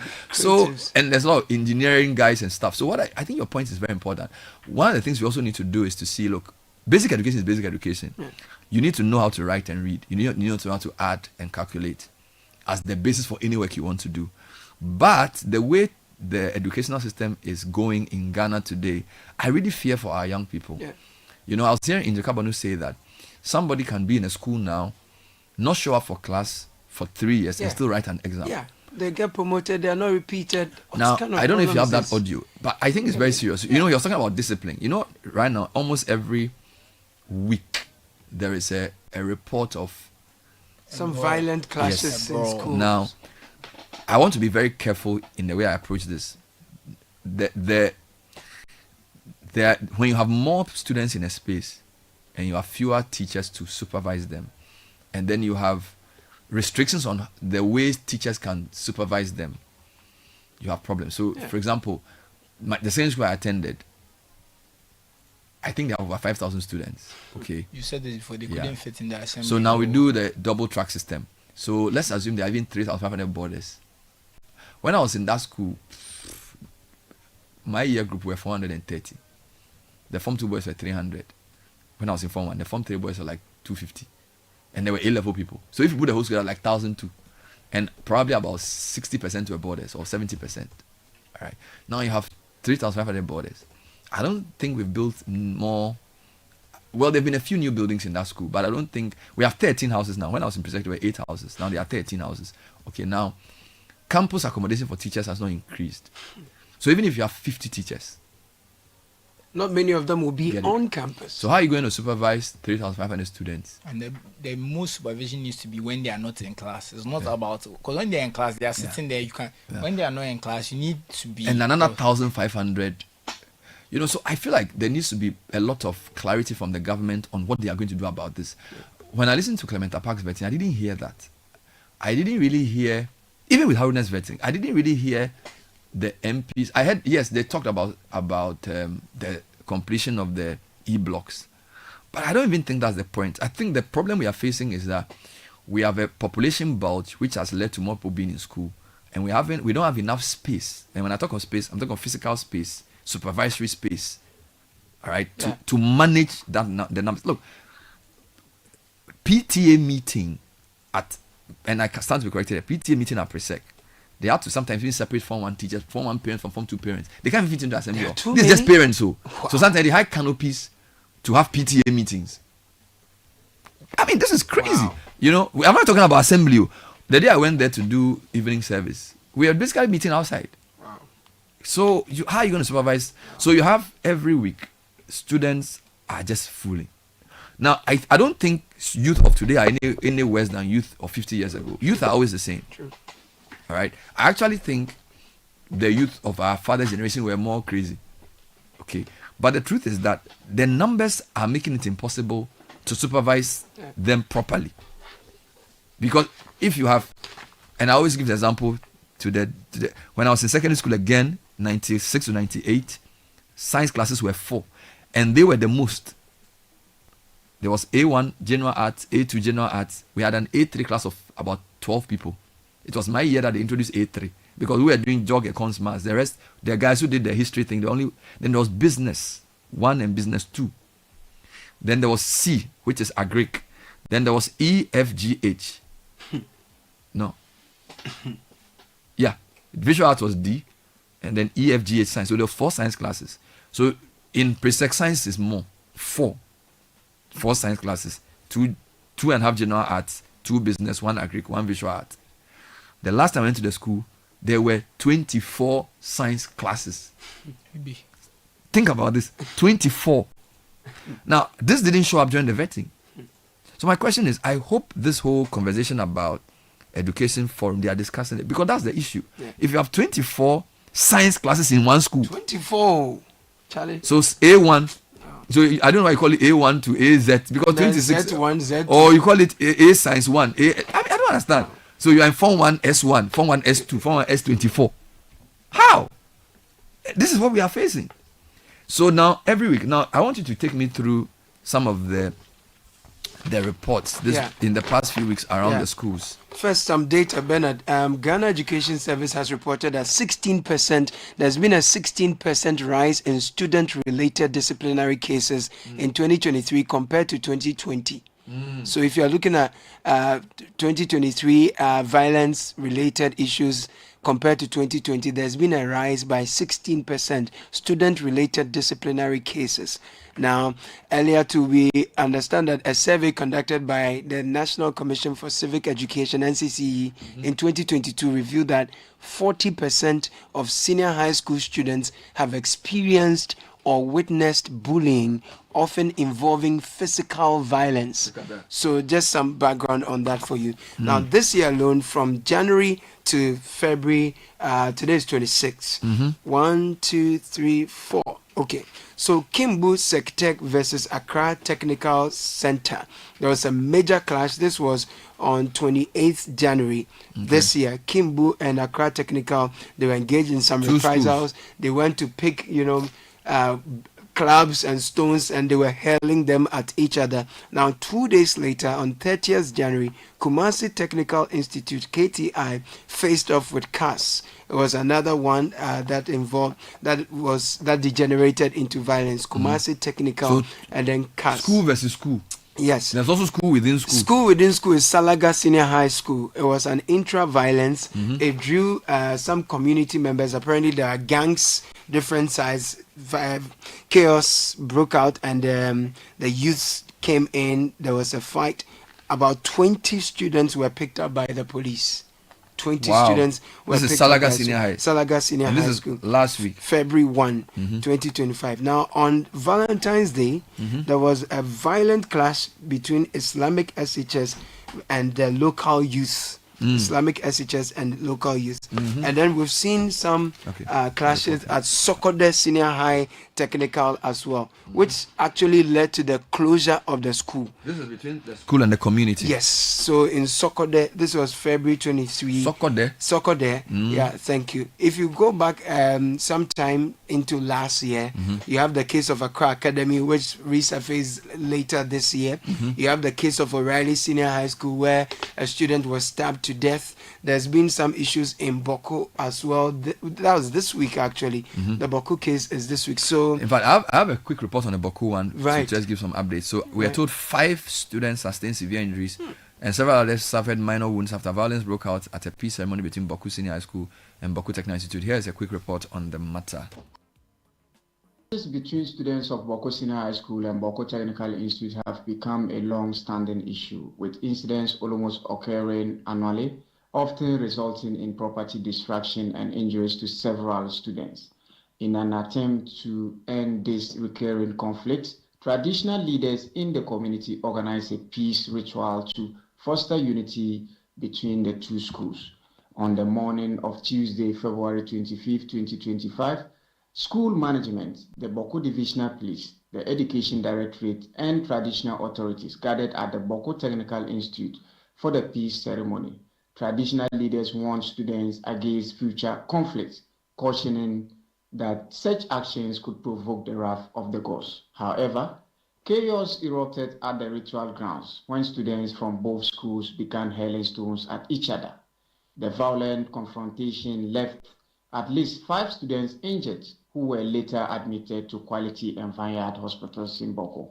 Efforts to reach the Boko Municipal Education Directorate and the management of the Boko Technical Institute for comment proved unsuccessful. However, the headmaster of Boko Senior High School, Reverend Abukbila Bukari, spoke exclusively to Channel 1 News. They summoned the 2 schools a week exactly today and said that we should all gather there on the road so that they will invite the police commander, invite the municipal chief education director, and other stakeholders. All of them were on the ground. The ceremony continued and everything ended well. You would hardly even notice that something like that happened. But I thank God because it happened on the road. It didn't happen inside my school or inside technical school. So that was the headmaster of Boko Senior I think I was headmaster of the Boku Senior Secondary School, speaking to us there. So it's almost every week a clash in school, and I'm suggesting that I don't think students of today are any less disciplined than they were in Samensis time. I just think it's a question of numbers and control. That there's too many people wandering around the school. I was corrected that now Presec Form 2 has 30 science classes. 30 science classes. So how about Form 1? There'll probably be more. Wow. Because Science 2, when I went last year, it was 24, now it's 30. 30 science So classes. it means Science S1, S2, S3, S4, S5, all to 30. So imagine if you are the physics teacher. So in all, the Form 2 stream has almost 70. Because if you have, they will not, no. If you have arts, you have business. Yes, but usually, Presec has more science. So That'll usually, be like maybe half. So usually science is about half. So usually, like when I went last time, business were like 6. So art will be like 6. Business 6. So Better science, check, I know. In Presec, science is more. Yeah. Generally. But I heard a very outrageous figure the other day. So around if 50 something. So if you have science 30, I can check. And how many people are in that class? About 45. 45 by 30. Or more, yeah. Because the classroom, it's about 45. Wow. So 30, can you imagine? 30 streams of science. So even if you have, say, let's even assume it's 8 business, 8 art, then visual art will be about 6. Then now we have, we used to have agric, but now agric is now science. They've measured it. So it's visual art, general art, and business.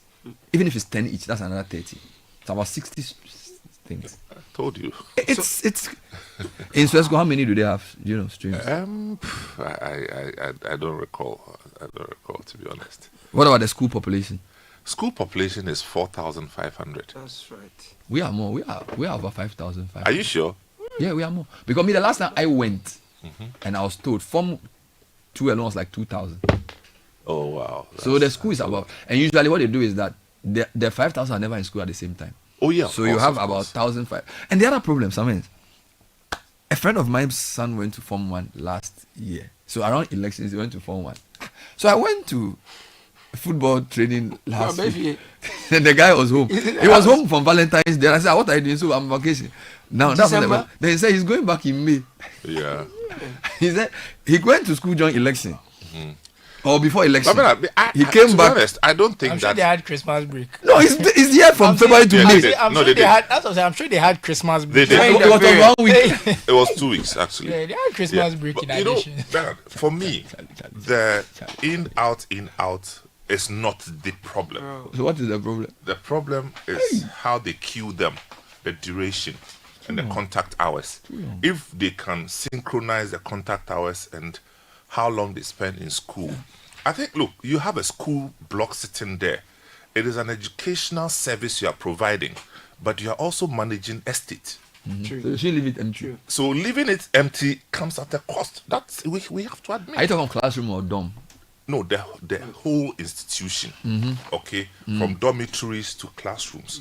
So if we have a way of utilizing the space efficiently so that when some are on break, others are in school, I don't think that by itself is a problem. The problem is how we allocate resources, how we compensate teachers so that they'll be motivated to apply the same effort that, because look, absenteeism, because of this thing, the absenteeism in our secondary schools is at an all-time high. He said somebody can come to school and not attend class for 3 years and write exams. And you'll still be promoted.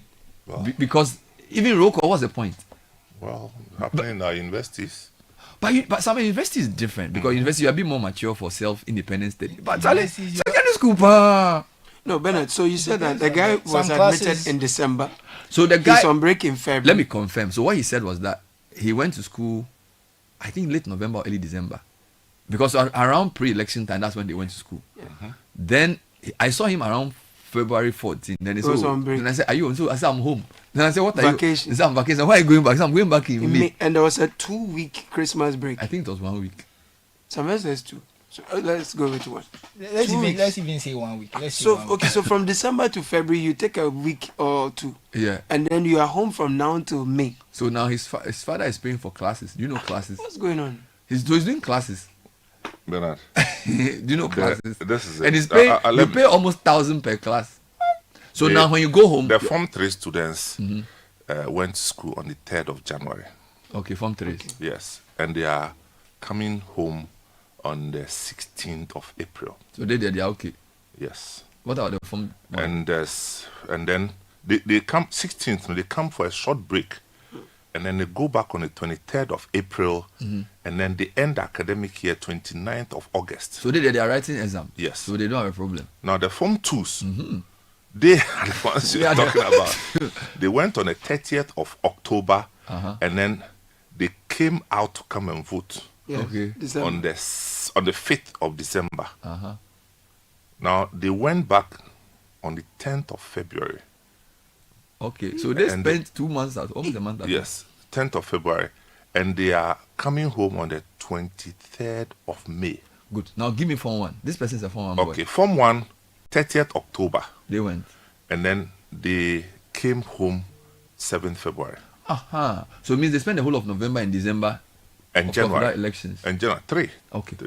They had a one week break or something like that. Christmas break they had to happen. Okay. And then they go back 26th of May. Allah. Okay.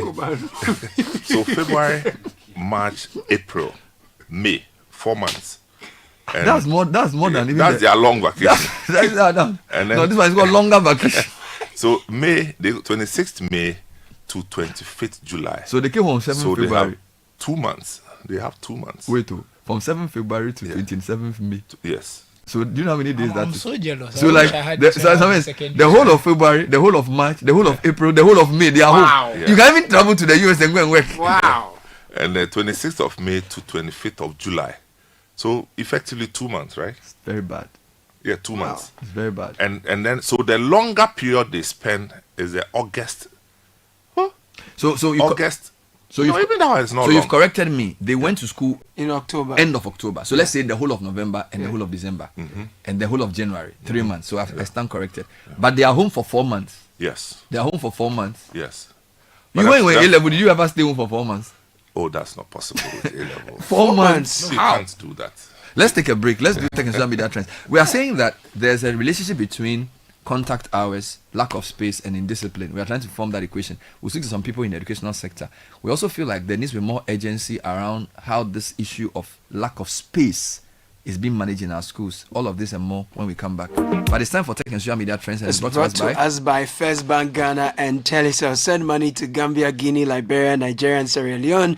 It's so easy. The Pan-African Payment and Settlement Systems PAPS is what we use at the First Bank Ghana to send money to and fro. Visit any of our branches today with your cash. Your money is sent in no time. To receive money, you need an account with us at First Bank Ghana. Call 0596 921 921 to find out more. And Telecel is saying that if you are looking for the best value data and voice offers that are tailored to your unique needs, at Telecel we understand everyone has their own preference. That's why we have the unbeatable made for me bundles just made for you. The made for me bundles are affordable, customized data, voice packages personalized for you. Simply dial *530# or download the Telecel Play app to subscribe to your special made for me bundle. Telecel, connecting energies.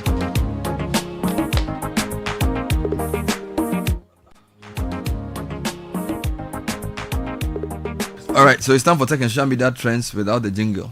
So let's just go straight into it. I can play it for you. No, it's okay. Let's go straight to it. So we have a lot of interesting trends. A lot of sports played last night. So there were some Premier League games, there were some Copa America games. So I'll go to the trends related to that. So Southampton are trending. They were beaten heavily by Chelsea. You know, it was a 4-0 defeat if I remember correctly. It was 3-0 when I checked, but it could have been 4. They were just poor, and look, they've been one of the worst teams you've seen in the Premier League in a long time, and they are rightfully about to go down. And from that game, Cole Palmer is also trending. He didn't score assists, but he posted on Instagram that he will be back. So I think the pressure of not getting the kind of numbers he's used to is getting to him. He started well. He just needs to relax. Yeah. It's a long journey. Then Atletico Madrid and Barcelona played a 4-4 draw last night in the Copa del Rey. in a semi-final first leg. So we have a few Barcelona and Atleti related trends trending. So Ferran is trending. That's Ferran Torres, formerly of Manchester City. Gavi is trending. Hansi Flick, Lamine Yamal, Simeone, all in the trends because of the 4-4 game. It was a very exciting game because Atleti took a 2-goal lead. 4-4. Then Barca took a 4-2 lead. And they came back. Only for it to end 4-4. This is what you call football like the olden days. Exactly. You know? Proper football. Loved it. Then we have a few basketball trends as well. Basketball? Yes, because Luka Doncic, who we spoke about a few weeks ago, who was traded, one of the superstars of the NBA, played against his old team last night, the Dallas Mavericks, and he and LeBron James were able to get the win. And Luka Doncic, he recorded a triple-double. So that's 10 plus points, 10 plus assists, 10 plus rebounds. Yeah. And in doing that, he became one of 3 players to record a triple-double against every team in the NBA. Is he a forward or a point guard? He plays as a point guard, but he has the body of a small forward. So he's a very big guy. You know, Michael Jordan was a point guard. Shooting guard. Shooting guard. Yeah, shooting guard. Okay. Yes. Which is still funny because, I mean, his numbers are crazy. Oh, yeah, no, Michael Jordan, they're pure scorer. So wasn't a forward, John Dumelo is also trending, naturally, as the most high-profile deputy minister. But why is Okonkwo not trending? Okonkwo. It's not trending. So John Dumelo is trending? Yeah, of course, he's trending. Yeah. So, you know, as it is all these veterans, Afenyo Markin and him were having some back and forth as usual. They asked him the name of his parish priest. He says he has been transferred to It happens. I mean, it happens. I'm sure some people can relate that they've changed the priest now. You have to now learn a new name. Afenyo Markin is interesting, you know. I won't be surprised if the way he does his eyes becomes a meme. He will look at your face like that. He will do like this. And the last trend is Bongo. Who is Bongo? So Bongo Ideas, the famous blogger, is trending. And this is a very interesting one because he was sued for defamation by a fellow Twitter user, and the Twitter user has won and has been rewarded at least 100,000 Ghana cedis. You know, I'm not a lawyer, so I have to look through it, but I think it's about 100,000 in punitive damages, and there's general damages, and there's this. So Bongo Ideas has a huge task on his hand to pay the money he owes. Interesting. Yeah. So wow. It's also to everyone. It just shows that your social media, you can't just say what you want. So yeah, it's an interesting one because a lot of time people hide behind anonymity to do things. So this may open a Pandora's box. Who knows? Tech news. Yeah, tech news. So Tesla's sales have almost halved in Europe. So bad news for Elon Musk. It looks like people are not happy with his behavior and his policies and the things he's supporting. So consumers are showing him with their cash. But people are buying BYD. Yeah. BYD is now selling more than double Tesla. Although Tesla was the original first mover, but BYD is now. I've seen their cars. I've seen, they have these YouTube videos where they show their cars doing it. I'm like, wow. But are they blaming Elon Musk's behavior for the low sales in his car? Well, they are connecting. They are saying that since he started doing his politics, the sales have been going down. No confidence. Yeah, that's it. They are voting. So he's associated with 3 things: Starlink, Tesla. And what other thing? And SpaceX. And the truth is, SpaceX there is militaries and other things who use. But Starlink is doing fine. I mean, but I don't think internet not in the US and in the UK necessarily. Yeah, I don't in terms think of volumes. I don't think anyone in those countries would need internet in that way. It's more for the developing countries and places who are in very remote areas. Yeah, special needs, because nearly everyone has unlimited internet data. Yeah, exactly. And the last one, Apple has decided to keep DEI. So DEI has been a hot button issue. Diversity, equity, and inclusion has been a hot button issue in the US politics. It's dominated the election cycle. And Apple shareholders have voted to keep those policies in place, despite a lot of other tech companies and a lot of other big companies in the US scrapping those policies. So Apple has decided to stay on their own, do their own thing, and fight against the system. Correct. As it is. So. Thank you very much, Susu Graham. That was taking social media trends. There are many reasons to connect, and it's all to put smiles on the faces of those you love. Daddy, thanks for the tea cash, okay? I love you. That's my daughter Angela. Caring for my parents, that's my duty. I also get to pay my utility bills easily with Telecel Cash. And to the suppliers at my shop, hello sir, Telecel Cash payment received right on time. Thank you. I get to make them smile because I can pay to my suppliers' merchant numbers, even on other networks directly, and send Telecel Cash for free to my dear ones. We keep the connection stronger when our family, friends, and business relations are happy. Make free Telecel Cash transactions every day, anytime, from your your Telecel Cash wallet to your loved one's Telecel Cash wallet. Save on cash, enjoy convenience, and make those who matter smile when you send them money with Telecel Cash. Telecel, connecting energies. You're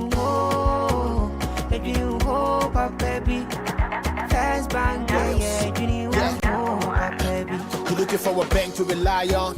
Let me give you a shoulder to lie on. Would we say to banky baby? No lie, only one place where I get my eye on. Make I introduce you all to First Bank, the best services in the world, first rank. Customer service, everything is well planned. I make music, I travel, I sell land. They be my reserve tank. Cause every time I know my money's safe. Universal banking ain't in me here the date. I'm a busy person, me no many time to wait. Now I got to Spain, even when I'm in the States. My me blue shirt. They tell me office a chilly, but who cares? Cause I bank with the best. I'm lucky, I'm too blessed. When it comes to First Bank, it's too west. Everything is you first. Woo! Nobody feed do I'm like us. Do I'm like us. First Bank we treat you first. Treat you first. Somebody see crap, yeah. Think about you first. Think about you first. You first. First Bank. Join the conversation on the Citi Breakfast Show on Facebook at facebook.com/Citi97.3, Twitter at twitter.com/Citi973, and Instagram at instagram.com/Citi973 with the hashtag CitiCBS.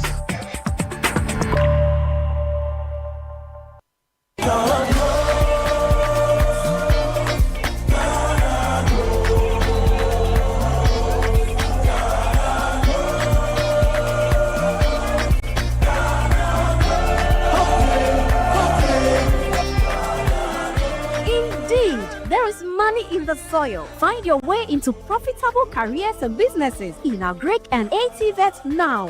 Take a step today and change your life, your family, and community. Dial *718*50# to join now. Ghana Grows. Hope Day. Ghana Grows is an initiative of the MasterCard Foundation in partnership with Springboard Roadshow Foundation, Limehouse, and other partners. Did you know that worms take away nutrients from the food you eat? Just listen to them. Brothers, yesterday the fufu nice, huh? Oh yeah, the choba woman there, she did try wa. Charlie, something come on. It be food. It did taste like banana. Eh, make a taste some. Make me try a taste, make a taste. Hey, something is doing me. Something is doing me too. Oh, it be Vermox. Vermox banana flavored dewormer is available in both suspension and tablet and is suitable for children and adults. It's good for you, bad for worms. Not recommended for children under 2 years and pregnant women. This advert is FDA approved. Adwa, Grandma looked very peaceful. I was completely amazed when I saw her neatly presented. She looked just like she was sleeping. You haven't seen anything yet, my brother. You should have seen the care and quality treatment they gave her at transitions. One man, one room, just like a 5-star hotel. Wow. And not only that, we had a dedicated person to guide the family through the funeral planning process. Are you sure? Of course. From picking her up to when we lowered Grandma down, everything was completely stress-free. They had all the needed funeral services, caskets, hearse, chapel, and so much more. This one, dear, no family fights after all. I'm so happy we made the right decision to use Transitions. With Transitions, your loved one gets the best of care while the family enjoys a stress-free funeral planning process. Call us now on 0302-634-706. And no, did I tell you they are affordable? Transitions, the funeral people. Ajwa, Mr. Atu and the family will be visiting us today. Really? But who is picking them up? Oh, I've asked Yao Taxi to go get them. But do you know he got a new car after the accident? How? Within a week? Yes, I'm told he insured his car with Sunu Assurances. Sunu? I heard my boss discussing them in the office, but we also insure. Yes, please come in. Oh, Miss Ato, you're welcome. Guys, I overheard you talk about insurance. Yes, so Kwame was talking about how the taxi driver got When it comes to insurance, you need a reliable partner, and that's Sunu Assurances. I have been with them all these years, and they always come to my rescue. Look, they have packages as motor, marine insurance, and other policies, and they are even running a promo that comes with a lot of souvenirs. Guys, then let's all go to the office now. Hey, Adwa, take your time. Let's go. All you need is to either call them or send them a message on 055-257-1980.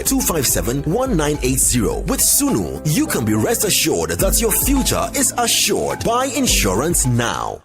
Get your glow on with ShopRite's hair and beauty range. We've got everything you need to nourish your skin, love your hair, and look your best. Save on deals like Renew Bath Soap, 175 grams, all variants for 36 cedis, 99 pesos each. And Pure Refreshing Towel Wet Wipes, 15 pieces pack for only 10 cedis, 99 pesos. Don't miss out on our great deals to get your glow on. Offers valid from 24th February till 9th March 2025. Only at ShopRite. This is the Citi Breakfast Show, the city's biggest conversation. The Citi Breakfast Show. Rise above the noise.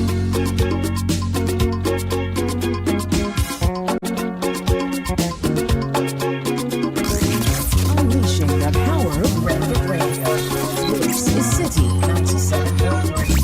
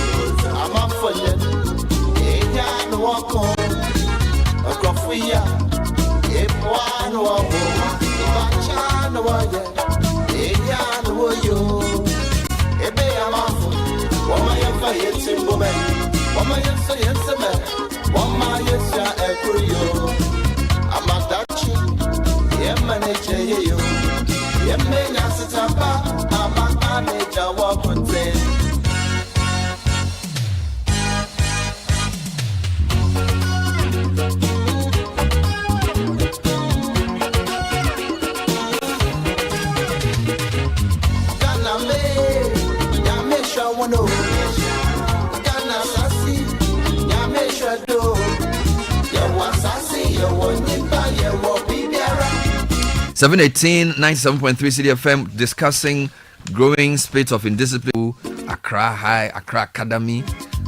Then you had Boku Technical, Boku Sectech. You know, all of these and more. So before we get into the details of that, there's a card for everyone. If you're looking for a bank card that suits your needs, any bank offers a diverse range of cards designed just for you. So whether it's a credit card to help you meet your present financial needs, a debit card to have direct access to your funds at all times, or a prepaid card to help manage your spending, we have the perfect solution. No matter what your needs, there's a Zenith card for you. Zenith Bank, the bank for all, here for you. Zenith Bank, in your best interest. From January to June this year, Enterprise Insurance is giving you more reasons to smile on the road. Buy or renew your existing motor insurance policy and enjoy amazing rewards, free fuel coupons for your car and airtime for your phone. With over 100 years of trusted experience, we are here to secure you peace of mind. Visit any branch, connect with your insurance agent or broker, or use the Enterprise Advantage app for convenience. Terms and conditions apply. Enterprise, your advantage. Volkswagen is the people's car. Whether you're starting a new family, you're moving to a social gathering, or you have to resolve an emergency, the new Terramont 7-seater will carry all your special moments with it. It's 3.6 liters V6 engine, 280 horsepower. This is an amazing investment, selling at 712,000 cedis. Call 025-795-6688 or send a WhatsApp to that number, 025-795-6688. We also have a range of models: the Virtus, the T-Cross, the T1, the All-Space, the Terramont, and the Amarok pickup. Next time you fly from Accra, why don't you fly better with Emirates? At Emirates or in Emirates Economy, you can enjoy endless entertainment on board with up to 6,500 channels to choose from. You heard me right.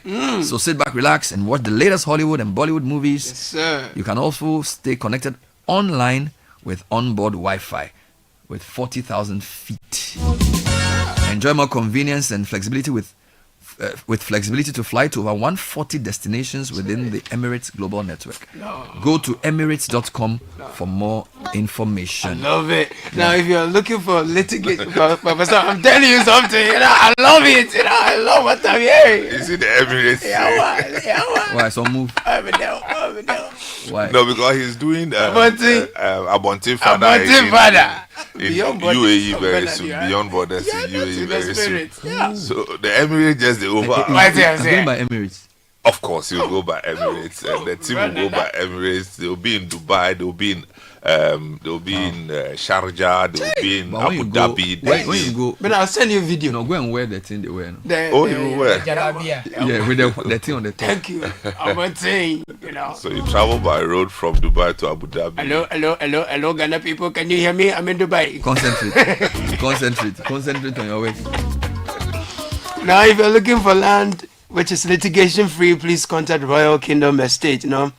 I need to calm down. Summers has made me excited. Okay, so you take your time and go to it. No, look for Royal Kingdom Estate. We specialize in land acquisition, construction, design, property management, and so much more.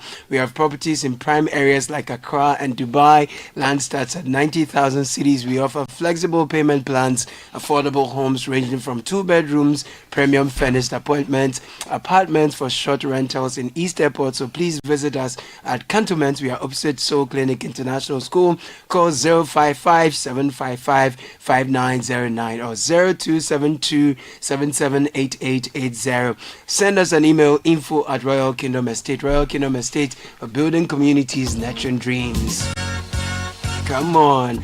So times are hard. You need a reliable partner that will come to your aid without fail. Do you need an insurance that can be trusted? Don't look far. Just look out for Sunu Assurances for your insurance. Just call 055-2571-980. Visit their EasySure platforms to buy insurance through WhatsApp and Telegram. EasySure is the name. Just say hi to 055-2571-980. Sooner Assurance, you pick your way, we take the risk.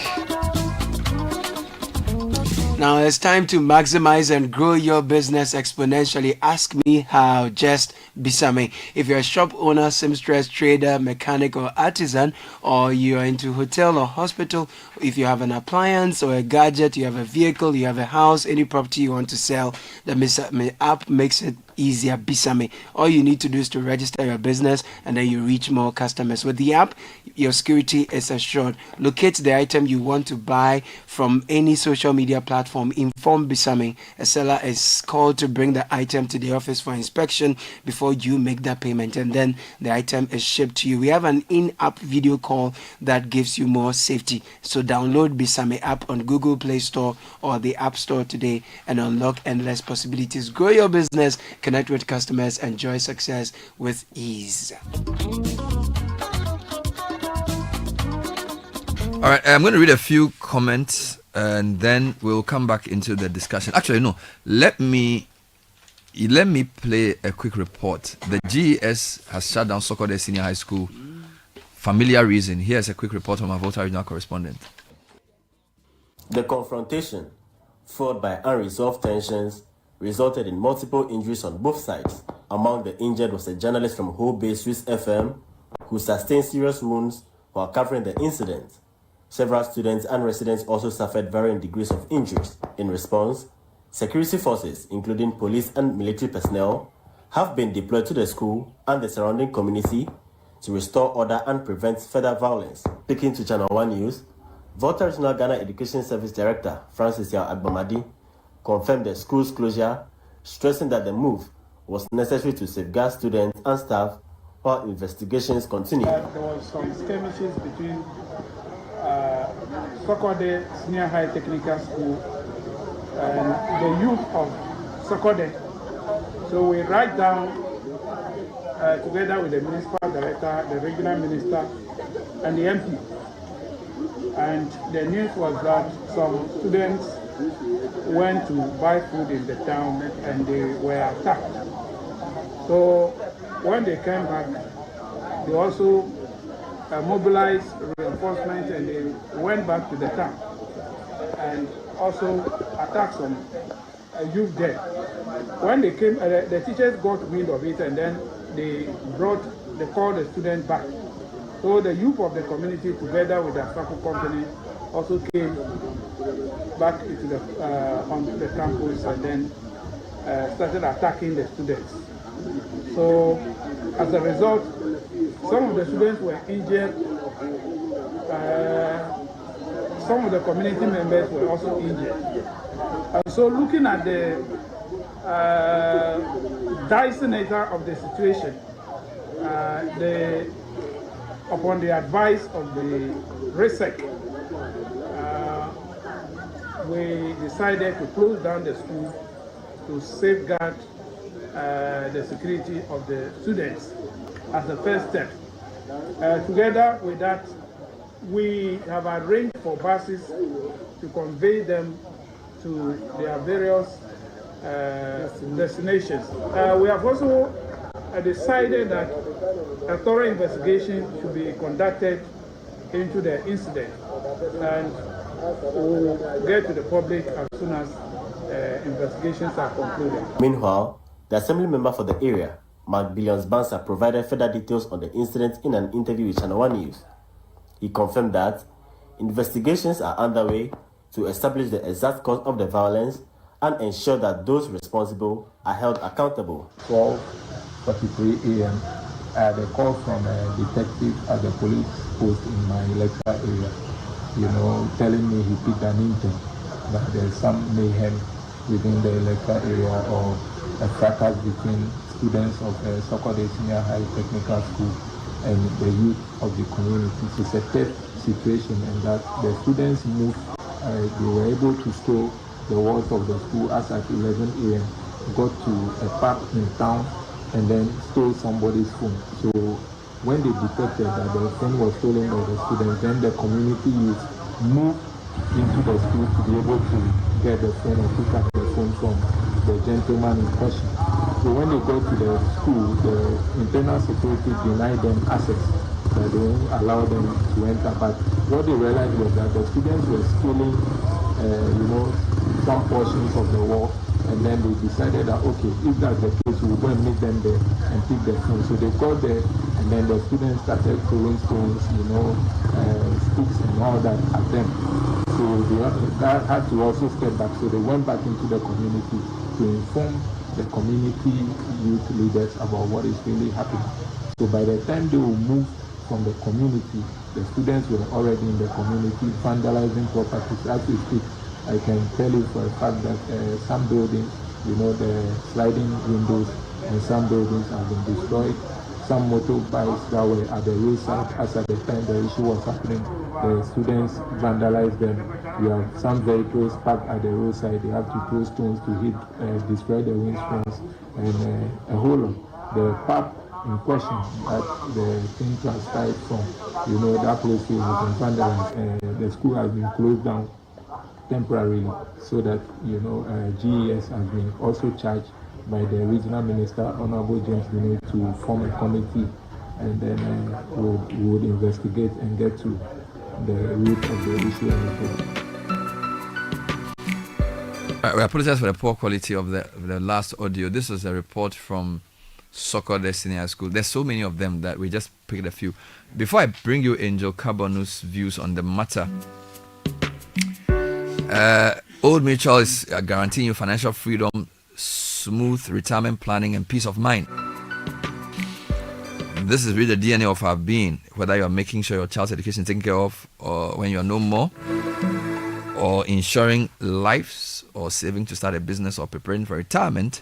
Old Mutual is the insurance company that cares for you and the things that really matter to you. Call 0307 000 600 or visit oldmutual.com.gh for more information. Old Mutual do great things every day. Now, when was the last time you dewormed? It's highly recommended that you deworm frequently. That's where Vemox comes in. The new Vemox banana flavored dewormer from Johnson & Johnson gets rid of worms. It's available in both tablet and suspensions. It's suitable for both children and adults. Vemox banana flavored dewormer is good for you, bad for worms. For more information, please call 0556 319 624 now. Do that now. It's not recommended for children under 2 and pregnant women. It's an advert that's FDA approved. So renewing your motor insurance policy with SG Ghana is not just about getting reliable cover for you and your vehicle. There are amazing extra benefits that will blow your mind. From now until 30th May 2025, buy or renew your comprehensive motor insurance policy with SG Ghana Sound Drive and win big. You stand a chance of winning a 2-night all-expense paid stay for 2 at the luxurious Safari Valley Resort. You could also win 4 brand new tires or free car servicing for a whole year. There's more. Get up to 500 cedis free fuel instantly just for renewing or buying your comprehensive motor insurance policy from SG Ghana. Call 0302 214 314 for more information. Walk into your nearest SG Ghana branch to buy or renew your motor insurance policy today. As a promo regulated by the NLA on the Caritas Lottery platform, SG Ghana Sound Drive is underwritten by the Sanlam Alliance. General terms and conditions apply. Societe General Ghana, the future is you.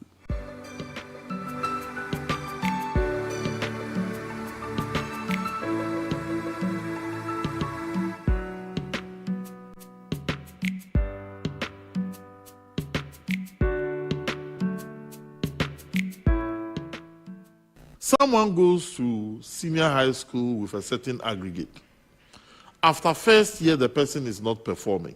The person did not come to school to learn. And then you say that person should remain there from first year, second year, third year, and go out of the school. So we are not even repeating people for people to re-evaluate themselves. We are not withdrawing people for lack of performance. There is someone, since he came to first year, did not attend classes till he was writing exams at the third year. And when heads of schools want to take disciplinary measures, you tell the heads of schools that the dispensation that we are in, you cannot take measures to withdraw students. We need a total overhaul for the disciplinary regime that we have in our schools. Angel Kabano speaking there. A few comments in support, some also providing further information about the secondary school situation.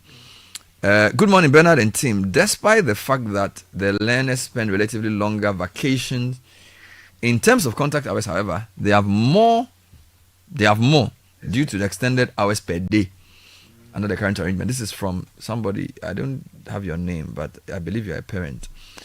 Here's another one. Just give me a minute on the matter. 054998699. Good morning, CTBS. It's very sad how our educational system has been run in recent years. I was listening to a doctor on another radio station last week, and he said that the length of time students are staying at home has really increased teenage pregnancy and HIV. We are losing everything in this country. This is from DJ Nature. Hey team, in the past these rivalries existed, just that it occurred in positive areas like sports, SSC results, and quizzes. It's sad that now it extends to physical violence. This is because the system has systematically destroyed all the positive interest areas. But there was still physical violence in the past. I think the scale of it is what has increased. And I think the quality of media coverage too. I was about to say, some of these things, sometimes we have to ask, is it that it's more, or now there's More social coverage, media and all of those things that people are now seeing everything online? Because I think, not to say that it's not a problem, but sometimes a problem can look bigger than it is because it's all over social media, because it's in the news, because it's getting clicks. So it's but just it should be in the news. I get you. If it was happening in Samense's time and we didn't have social media, and therefore it wasn't on the radar, now we have social media, and so we have to know the reality on the ground. So it helps. More comments. I think our secondary school system needs a complete overhaul. After several years of practicing boarding education, is this still the best option? Do we have another option? Do we have other options? SHS students are prohibited from having any tech gadgets, and when they enter the university, they don't know how to use Microsoft Word. We really need to start thinking of a better way. This is Nas from Chicago. Guys, do you think the people asking most of the questions in the appointments committee know what is going on in the secondary schools? That's a good question. Hello, Bernard. I think we should not forget that they are doing a semester now and not the terms we used to. No, they are doing. No, it's supposed to be a semester. But a semester 2 roughly should be 4 months. Roughly should be 16 weeks. So if they are not doing 16 weeks, you can't safely refer to it as a semester. Let me give you a couple of parents. Says, we went to school first week in November, did orientation for 2 weeks, came home for Christmas, went back on 3rd January, vacated on 7th February. We are going back on 27th May. So basically 4 months at home. Bernard, we spared the rod. So what should we expect? Bring back the kid. But another thing is how we almost push everyone from JHS to SHS like wholesale. It's bad. Not every child has the interest in formal education to that level. Link the academic performance to the troubling. James Amable. Good morning, team. As for secondary schools, they are not allowed to use phones in school because of students misusing it, but now they are introducing tablets which students are buying and paying in installments because of lack of textbooks. I can't just imagine how the schools will be with each child with a tablet. I think that beyond the bad teacher-student ratio, that does not allow for effective supervision. All the avenues such as sports and games, free periods, etc. for ventilating stress and excess energy have been taken off. That's interesting. Bernard, while we are today, Wednesday, 26th February 2025, is the day that the stakeholder engagement on the National Education Forum will be happening at the Airport View. So that's the Accra version. Yes, the Accra version. So they're inviting all stakeholders. I'm sure they are listening to. They'll be taking their notes. Transforming education for a sustainable future is what they are looking at. So all are invited. There's another one too. Since you're on that point, at Chimota, all students are also doing an event. Right. 19th March, and it's a discussion on the free SHS concept. What reforms are required?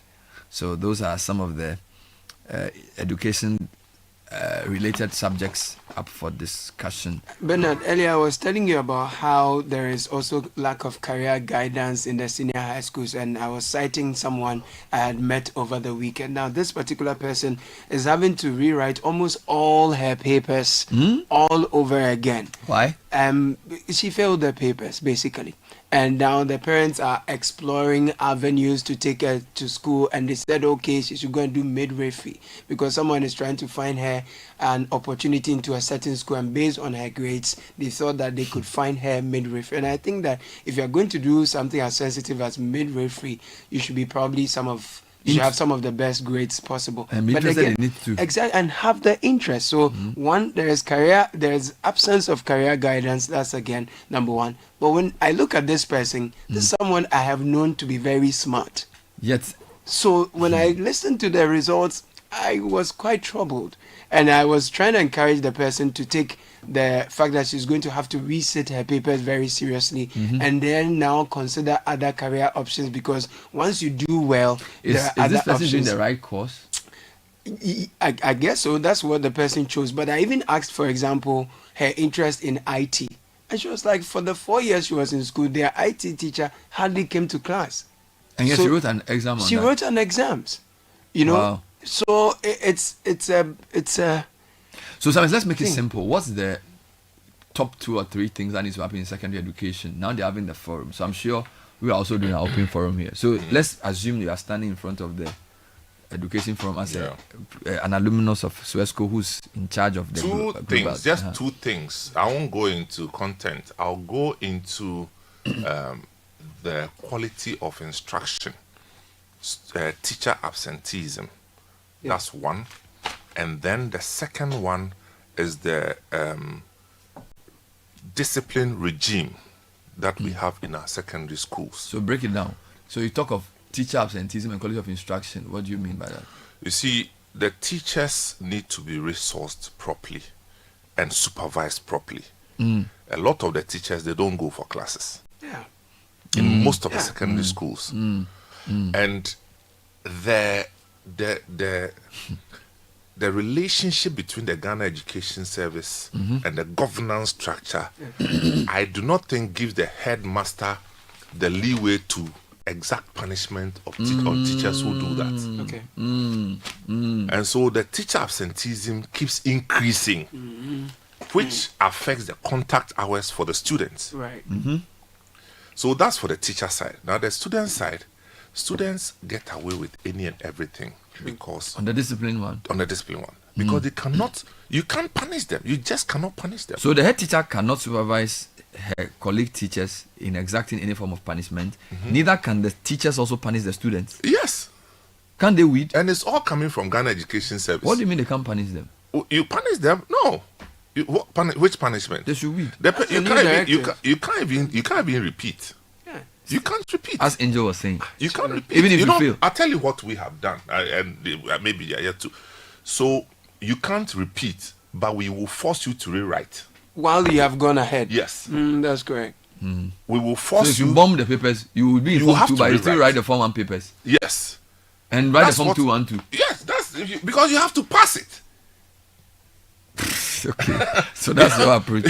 So you have bombed, but you will rewrite whilst you're in Form 2. See, the whole thing of I will make progress anyway until they get a shock when they write the WASI and then they bomb. And then the WASI to rewriting it is so complicated. But I think WAIC has done a good job. They have introduced a quick, not the Novdeco. Okay. They have done some speed one B. So that you can quickly take it. You can quickly take it. And as I speak, they have even taken it already. Those who went to, they've taken it and the results are almost out. So they have the rapid results college time. Wow. So this problem on teachers not showing up, you feel like if the GES gave her teachers more leeway in disciplining their colleague teachers, that would be the solution, I right? think they should review and structure it properly. Not to give teachers a blank check to be whipping students and all those. But students cannot make progress with impunity. Yeah. Thinking that I can get away with anything. In real life, you don't get away with anything. So why should you do that in school? So you go and steal. For instance, you go and steal. You go look at the Accra Academy video that was trending. I don't know what the guy is in court. So the City News reported today that the hearing has started. In fact, I wanted to read that story for you because, and again, the media coverage is what helps. So the guy was sent to court. But guess what? Who sent the guy to court? Oh, I'll find out. Is it within the remit of the structure of the school disciplinary process? No. I can tell you that would have gone all the way to Ghana Education Service headquarters, by which time somebody would have gone there to beg. I agree with you. This was not through the school system. I think, just give me a minute, I'll find it for you. While you're at it, Bernard, on the failure of the papers and people jumping and not being repeated, sometimes you know that at DTI, for example, is a TVET school. If you fail one question, like if you get one question wrong in your exam, you take that question again. And if you fail that question thrice, you take the entire paper all over again. And the understanding is that they are training you to become someone who is a technical person. So you must be precise in the delivery of your work, and you cannot get some things wrong. This is the rigor that people are being put through, because whatever you are going to do is going to have implications on people's lives. So you have. I mean, DTI is a special school. No, not different. It's a special school. Yeah. With special supervision, special management, True. Focus, and they are serious with what they are doing. And I think that's how we should do And that's a private things. institution. All right, let me read a story for you. 4 students of the Accra Academy Senior High School on Monday, February 24, arraigned at the Dansoman High Court over an alleged assault of their junior colleagues in Form 1. The students were seen in a video on social media assaulting one of the victims with a machete. Among the 4 arraigned, only Richard Ninsin, 21, is an adult. He was, however, not present in court. Ninsin was charged with 2 counts of abatement of crime to wit, assault. The other 3, aged between 15 and 17, are minors, and their names are therefore withheld. The 3 persons were in court. They pleaded not guilty to the charge of threat of harm, abatement of crime, and assault. Justice L. Alawa Abdul Basit, presiding and exercising her discretion, released the 3 on bail into the custody of their relatives, father, uncle, and auntie, who were to stand as sureties under the Juvenile Justice Act. Each was granted a 10,000 CD bail. Their release was to enable them prepare for the upcoming exams. Meanwhile, the court has ordered the prosecution to file its disclosures and witness statements for the case management conference. The matter has been adjourned to April 14. Now, let me go through. Prosecuting Inspector Esther Mensah, led by Chief Inspector Portia Nuaku, so these are police, told the court that the complainant was a 34-year-old tutor of a cracker. So a teacher went to complain to the police. Okay. The complainant resides at Ablekuma New Town. The court held that the accused persons were all day students residing at Mamprobi and Shukula in Accra. On January 1, 2025, the school authorities intercepted a video circulating on social media suggesting that the 4 students had assaulted some Form 1 students on the school compound using a machete. The prosecution said the complainant, together with the auntie of one of the minors, took him to the police for questioning. His caution statement was taken and was released on bail with investigations continuing. The court held that during the investigation, it was revealed that on January 17, the victims went to school park to pray, and the 4 accused persons approached them. The prosecution said the accused person ordered the victims to kneel, and one of them, holding a phone, was asked to delete all that was on the phone and hand it over to the accused. True. The victim was further asked to pay 500 cedis if he wanted his phone back. All the other victims were asked to contribute 10 cedis each, which they did. The prosecution said one of the accused hit the victim's chest and used the machete to beat him, while another of the accused recorded the incident. The accused threatened the victim not to reveal their ordeal to anyone else; they would harm them. Now, let me read another story, which is from another school just today.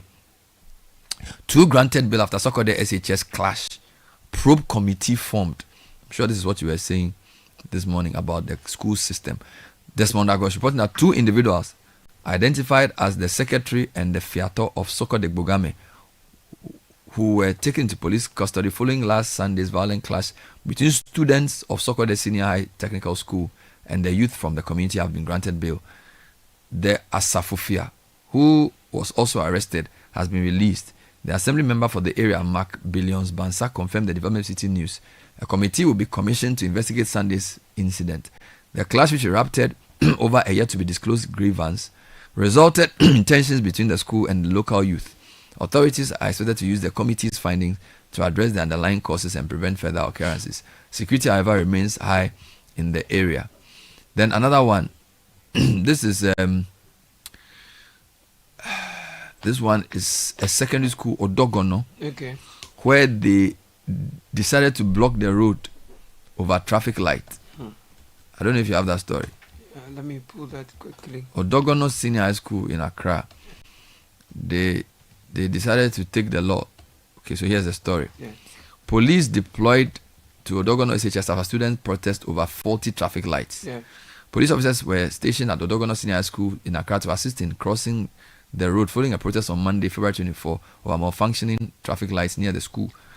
You have the details? Yes, please. That's near Awishi, right? Yeah. I think someone died there a few days ago. It's been usually record some knockdowns there. We've recorded some of that in the past. Now, just to continue the story, Bernard, despite government assurances, the traffic lights remain unfixed, raising serious safety concerns among students and staff. During the protest, students expressed frustration over the non-functional signals, citing previous accidents, including the tragic death of a staff member. They fear that without urgent interventions, more lives could be at risk. Now, the demonstration, which briefly disrupted traffic, underscored the dangers posed by speeding vehicles at the school's entrance. Students say the faulty lights have resulted in multiple near misses, making it hazardous to cross the road. Protesters called on authorities to take swift action to fix the traffic lights and ensure the safety of all road users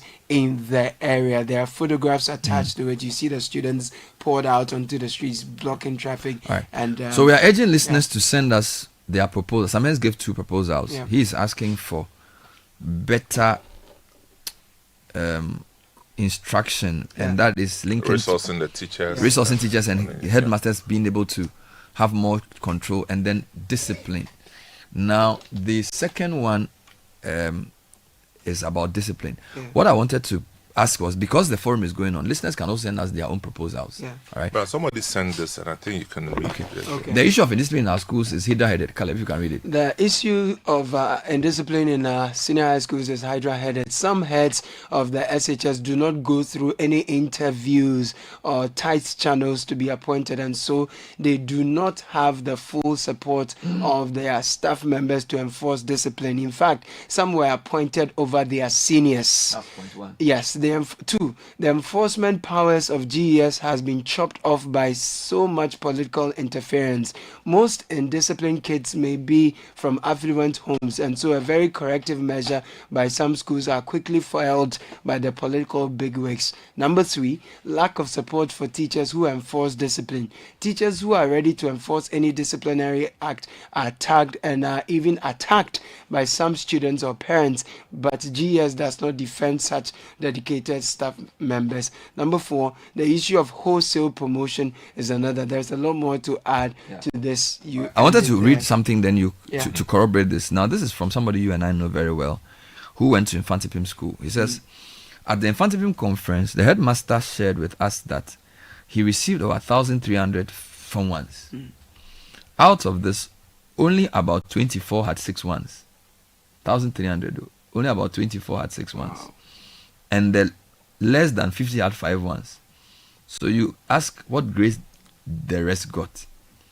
The mass push of students with poor grades into the so-called grade 8 schools impacts the kind of students you turn out.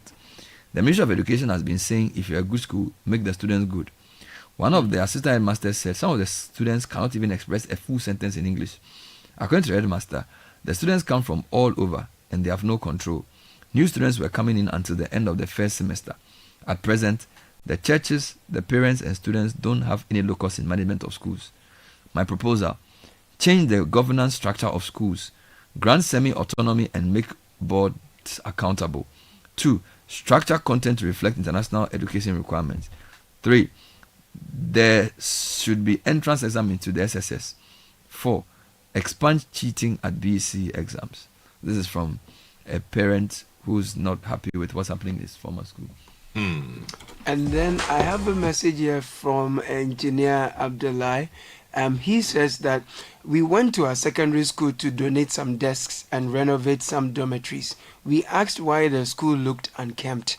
The headmaster emphatically told us that the directive is that they should not punish the students. They were told that even if a child wears slippers, they should be allowed. How will you be surprised if this guy comes out of school? Wait, is this about the students looking unkempt or the school looking unkempt? I think he was saying the students. The school looked unkempt. But if the school is unkempt, that's not a punishment. So unless you're saying that the students are not allowed because to working in school is not punishment. Yeah. So is he saying the students are unkempt because they can't be punished, or the school is unkempt because the students are not working? Because in our school you work. Yes. It's not punishment. It's just groundswork. Yeah. All right, He's explaining. So we'll get into that. Bernard, my point is, Sabens has talked about the resourcing teachers and the discipline point. So I would like to look at infrastructure from 2 angles. 1, there should be enough bungalows for teachers to be resident on the campus to ensure proper supervision. And number 2, we must have enough dormitories for the students also. And the schools must be properly walled. We are talking about opioids and its availability. And if you have schools that are in urban areas where the structures are not properly walled, strangers can come in Drug and dealers students enter can the go schools. out, and then you don't have enough bungalows for teachers to be on the campus to supervise the students. They can go in and out at any point. The influx or the nexus of drugs, as we are seeing, will increase. So my point, I am big on the infrastructure. I know, because your former school it's in a state of dismatisma. And you know how one student was stabbed to death over this issue. You have a private building close to the school where students rent and they are living there on their own, so there is no supervision. They come to the school at a time they want. No teacher has any authority over them. University or SSS? I'm talking about SHS, and these are impressionable young teenagers. So they live on their own in residential facilities outside the school. Thank you. And other elements are there with them. Drug dealers and things can join. I'm telling you, how do you control such kids? And then you have teachers too. They don't have bungalows on the campus. They are coming from very distant areas. They get there. Look, this is Okonko. Things fall apart. Let's read more comments on the education side. We're taking comments as we discuss the growing spate of lawlessness on our school campuses. The National Education Forum has come to Accra. It's at Airport View, I'm told. Send us your comments. Good morning, team. A simple punishment like kneeling down, which was to calm down tempers to desist from violence, has been taken away from the teachers. The teachers can only advise learners to stop what they are doing. Raleigh School is an example by Redfish. I just mentioned that. Good morning, team. The moral decadence among our children in recent times can be traced from our various homes. Parents don't have time for children these days, and children have been left to fend for themselves. No respect for elders. We must bring back corporal punishment to our schools. Let me help you. There should be a straightforward academic policy for every course. Once a student passes the BEC, failing the same subject 3 times in SHS should lead to expulsion from that course. In Germany, students are not allowed to fail the same paper 3 times. If they do, they are permanently barred from studying that course. This strict policy ensures that even foreign students take the exam seriously. Charles Aituchek, as a former Director General of Ghana Education Service and educationist, we're speaking to him on the growing spate of lawlessness in some schools and what to do with the growing numbers. Mr. Aituchega, good morning. Thanks for joining us. Thank you very much for the opportunity. So, almost every week there's a story about something in a secondary school, Boku school, Sokode school, Odogono. We are wondering whether it's because media is giving these things mileage or there's actually a growing spate of indiscipline. You've managed GS before. Where do you sit on this? Is there a growing spate of lawlessness in our secondary school, or is just media that's giving more attention to these matters? Well, I think under the conditions, I can describe it as a growing spate of indiscipline in our schools. And for me, I won't say that it is unique to the education system. These were things that were happening in the past. They went into a lull, and now we see them raising their heads again. So we need to really begin to start looking at what the real causes of those crises are. And I believe that we can, get some way to trying to bring that to clarity. I'm getting a lot of comments that the new policy for punishment is to blame, that teachers and head teachers can hardly do anything. I mean, we're told that students cannot be given the kinds of punishment we know, at least when you were in school, was exacted. And some people are blaming that. Some people are also saying that there's too many students and too few teachers. They don't have enough bungalows on campus. So there's a growing spate of lawlessness. Where do you think the blame should be placed for this growing spate of lawlessness?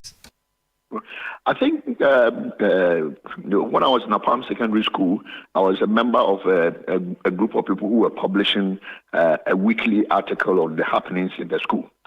And one time, one senior wrote an article and he says, the fish stinks from the head. Now, that was enough to get the whole journalistic thing cancelled. Now, so, I mean, the fish stinks from the head. Now, everything that happens within schools are traced back to the head. And so it's important to begin to ask questions about who are the people who are heading this? What kind of conditions are given to them to really demonstrate that they are in control of the school and they appreciate and understand the dynamics that go on in the secondary schools. We have heard a lot of rumors about people who probably have skipped the whole hierarchy system in the GES, who finish school shortly and they immediately have found themselves as headmasters, because they belong to a particular party and because they have supporters in the education system and all of that. So it is just the way in which the headship of the education service is actually being planned and delivered. And I believe that if we take a second look at this whole headship system and try to work in it a certain responsibility pattern that will enable the heads to really perform their duties to the best of their ability, I'm sure some of these things will be... Well, let's be more specific. I am told that these days, head teachers cannot even sanction their colleague teachers who decide to absent themselves from class. It has to go all the way to the director or sometimes to even head office. So, number one, the head teachers don't have that much control over their colleague teachers. That's number one. Number two, the punishment regime, and this is Angel Kabanu now, essentially immobilizes teachers. So, and I'm told some of that reform happened while you were GS boss, that basically now only the head teacher can even punish, and even the punishment, it has to go through a whole process. It's probably been worsened now. So I want you to comment specifically on the issue of whether a head teacher can sanction an errant or absentee teacher, teachers who don't want to work. And number two, why the process laid out for punishment in the school has become so elaborate and long. It really leads to an ineffective leadership. I'm excited because you are gradually leading to a point where I thought we could build a case for. But where we are at the moment leads us to a situation where we have, like, the headmasters have people who are above them. The headmasters are also expected to be managers within the context of the schools where they operate. Now, so if somebody appoints you and gives you other instructions as to how you have to manage a system, then it eventually interferes in some of the things that you have experienced, which you want to apply and ensure that things work. So now, you mentioned the thing. Somebody saying that you cannot punish or you cannot even sanction a teacher even though you are head of the school. I haven't heard of that particular rule, but it is very unfortunate if that has really happened. The process for ensuring that discipline is maintained is still as solid as it is. The route is very fine. Anybody creates a problem from the administrative side, you do the query system and all of those things, and then ensure that you have evidence to back up your case about a teacher. So I don't think any headmaster will get up and say, I want this teacher out of my school, quote unquote, because he doesn't come for classes. And then somebody in Accra will say, why are you saying that? And the headmaster cannot provide evidence.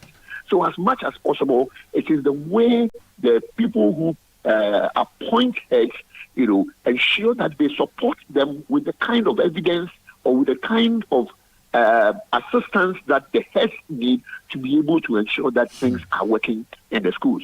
Now, come to the punishment regime. In fact, it looks like everybody is now kind of going to the biblical expression, like spare the rod and then spoil the child. I find it a bit unfortunate because then it makes us one track thinkers. We cannot think of any other way to discipline and reform our children apart from the fact that we can carry a stick and then hit his head or hit his ear or those kind of things. And we know the consequences of some of those actions. So it is time for us as teachers and people who are in locus parentis, to be able to find very, very good and corrective ways of ensuring that we are bringing up discipline within our schools. So wait, you're saying that for people who say that corporal punishment should come back, they are not being nuanced enough. But some are even saying now you can't even get students to weed. There are other forms of punishment. I mean, when I was in secondary school, lashes, yes, the senior housemaster could give you 6 hot lashes. All right. But you could be made to weed, you could be made to dig or do other forms of physical work which will take your time, which could serve as a deterrent. Now, what we are being told is that these are not even allowed anymore. All right. So it's and the students are also more than the teachers. Yeah. So if you have a system where they outnumber the teachers and the teachers don't have the power to punish them, I mean, how are you going to? A law without enforcement is just an advice. You are advising. In fact, my Samis is here. He even has another one for you. Charles. Yes.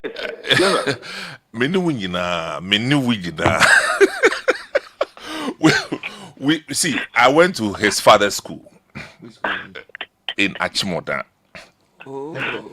Hector International School, a school that me and him and others listening to know very well. Look, the last time I saw a student being caned, and I'm talking lashes, was in Hector. Oh, seriously? My entire secondary school in Sweden Secondary School, I didn't see one person being caned, but you wouldn't dare. So when we talk about discipline, again, Charles, let's not narrow it to caning. It goes beyond caning. That's the point I'm trying to make. And you, Charles, yourself, when you were growing up in Odano, you were exposed to a certain regime of student discipline. But I'm surprised that today you are saying something else because you have been at the helm of affairs. And maybe what the realities that you're exposed to is giving you a new way of doing things. We are saying that the problems that are emerging, we can't handle these problems with this prescription of leave them because they are some people's children. Once you put your child within the school system, they should be answerable and they should subscribe to everything that the school comes with. And we are look. My son went to Herman Minor, SOS. And it's an international school of the highest standard. You wouldn't dare. As a student, you can't hold a phone. So you went to SOS. So also went to SOS. Ask him. He's here. I'm not even talking about it. You hold a phone in the school, you touch Papa. So your point is that the new discipline regime is contributing to the discipline. I tell you, I am saying that as a matter of fact. So Charles, we put it to you. We want your answer. Go to Christian High School. Christian High School yes. in Dodowa and go and misbehave and see what will happen to you. I've put it to him. Yes. So let him respond. And Charles, he knows because me and him went to Hector. Food there, you are listening. Put it to him.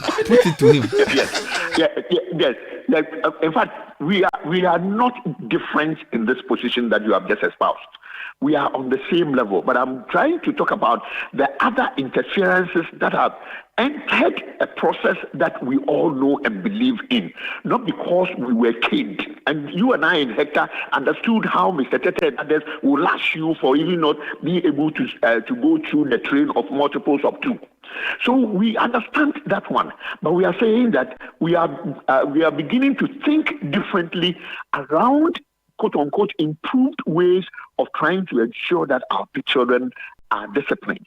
But then we have that intrusion from other people who are, I don't know who they are, call them faceless, who are creating conditions that will eventually, minimize the authority and the responsibility of people who have been given the responsibility to look over children.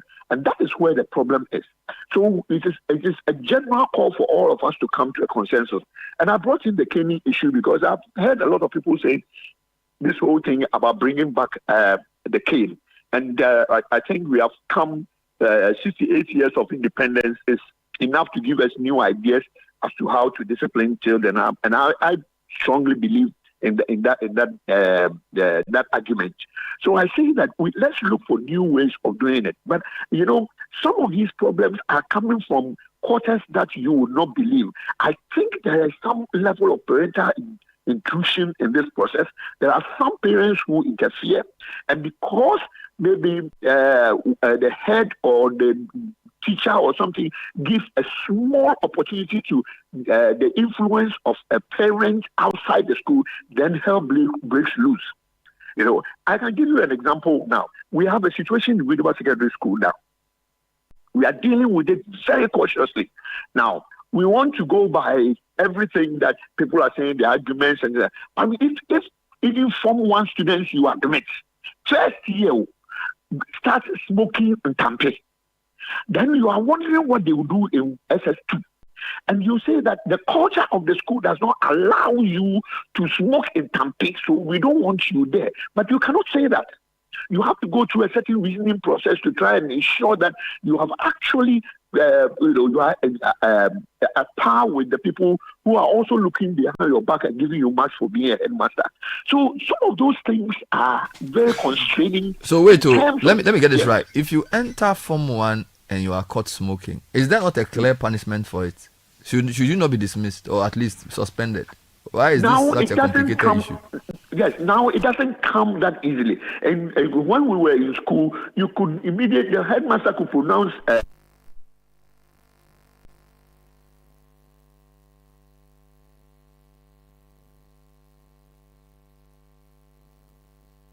you are smoking tobacco. So that one becomes very clear, and your parent will not even cough because they know that that is wrong. Now we have a system where there are parents who believe in, quote-unquote, an extended rights of children that even debars them from being corrected for doing anything. Someone cited a very good example. We have rules and regulations in our school. Don't bring a phone. Now, a parent will give a phone to a child to bring to school. And when the headmaster says, hey, I've seized your phone, then that becomes another matter. and he goes to the parent goes to somebody he knows up there. I don't know whether it's in Jubilee House or in the GES headquarters, and then they begin to eat away the responsibility of the headmaster by interfering in that process. But the culture has been established. So it is time for us to begin to look at it holistically and begin to find out where the system is weakening. And I can tell you that the system is weakening partly because of a lack of proper engagement of parents, a deep misunderstanding of how children should be raised by other people, when they are in boarding houses, and then an insistence that when school regulations are made, now we have come to a system where we think that it is the GES headquarters that must define the regulation for all schools. I say no. The GES headquarters can only give you guidelines as to the areas where you can do it. The language, the structure, and how you want to put it, the definitions of those must be in the school itself. And the GES must actually go by that. So we don't want to get a new rules and regulation coming from the GES headquarters applying to over 700 schools when they are in different contexts in which they have different confrontations when it comes to indiscipline. Then we have the other external part of where people, are coming in with other external ideas. And I want to talk about the Boku case because I was in Boku, and it was normal for us to have a fight, quote unquote, when we are playing football. It was sports. After that, it goes. And I didn't see a lot of it in my 10 years in that place. And then I haven't heard a lot of that after I left the place after 10 years. Now, so if today Boku Secondary School is in conflict with Boku Technical Institute, we must actually go behind and look for what the causes are. Already we know that there's a confusion in that town. We know that there's all this division among students and all of that. Some external forces could be looked at. And then we try to manage the thing. We don't place it on the headmaster. For all you know, the headmaster has no clue. But we insist that we will punish everybody who is within the chain of the causation of indiscipline and ensure that our children abide by very, very clear and definite instructions not to do what they are not supposed to do. Those are the kinds of engagement that we have to get into to be able to bring it up. And I'll give you the final one. And so at Winneba Secondary School, we have insisted that when a child commits an offense, we don't report him, even if it's criminal, to the police. We bring your parents into the school. And then we ensure that your parent understands what you have done. And then we tell your parents in your presence that this is the punishment. That is all. End of the matter. We are waiting then to tell you that if you take it to the Director General, we will come there and come and defend ourselves. Now, so the parents are aware. So we are beginning to have a little handle on some of those things as we go on. Besides, we have introduced a guidance and counseling dimension of punishment in the school, where we say that, fine, we know that some of you people do not even have parents who are sitting at home to give you the guidance you need when you go home. So you are happy. Then when you are suspended, you are very happy because it's freedom time. No, you won't go on suspension. You will stay in the school, and those minimal punishments that you said you should not do, we will give it to you. You will do it on a lighter scale, but then you will have a regime of counseling that you have to attend. And your parents will understand that the day you miss one of the steps in the regime of counseling, you are out of the school because you are indicating to us that you don't want to conform to anything and you don't want to respect any process. So those are kinds of things that we are hoping to see in ensuring that things happen and all of those things, and then try to address the indiscipline situation. Thank you, Mr. Charles Aisochaga, for your time. Time check is 9:15. We'll take a short break. When we come back, there's more on this subject of growing discipline in our secondary schools. We have more of your comments as well. Stay with us. This is the Citi Breakfast Show, the city's biggest conversation. First impressions matter. Make yours unforgettable with the irresistible scent of Princess Body Mist and Roll-On. Designed for every lady who wants to leave a lasting impression wherever she goes. And for our gentlemen, there is Style Up Perfume and Roll-On. Elevate your presence with a confident, masculine fragrance that keeps you dry and fresh all day. Because your fragrance should speak before you do, use Princess Body Mist and Roll-On and Style Up Perfume and Roll-On. Your daily essentials for smelling good from dawn till dusk. Princess and Style Up. Smell good and feel great together. The GC brand. It's all about you. This advert is FDA approved.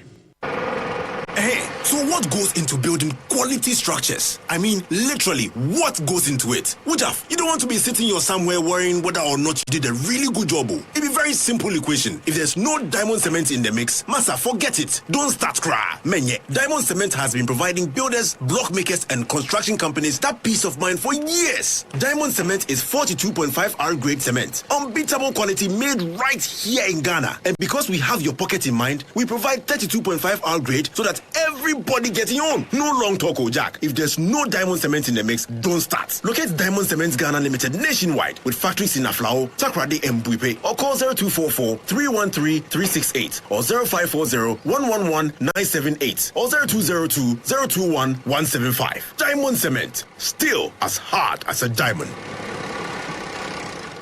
Ghana Post. Ghana Post. The most affordable delivery option for food and merchandise from Ghana to everywhere in the world. Connect with us today and see for yourself. Ghana Post. Smart, secure deliveries. Coming package, in less than 5 days, Ghana Post, they make life the big. Ghana Post will deliver to you wherever you are in the world. This is the Citi Breakfast Show. The city's biggest conversation. The Citi Breakfast Show. Rise above the noise.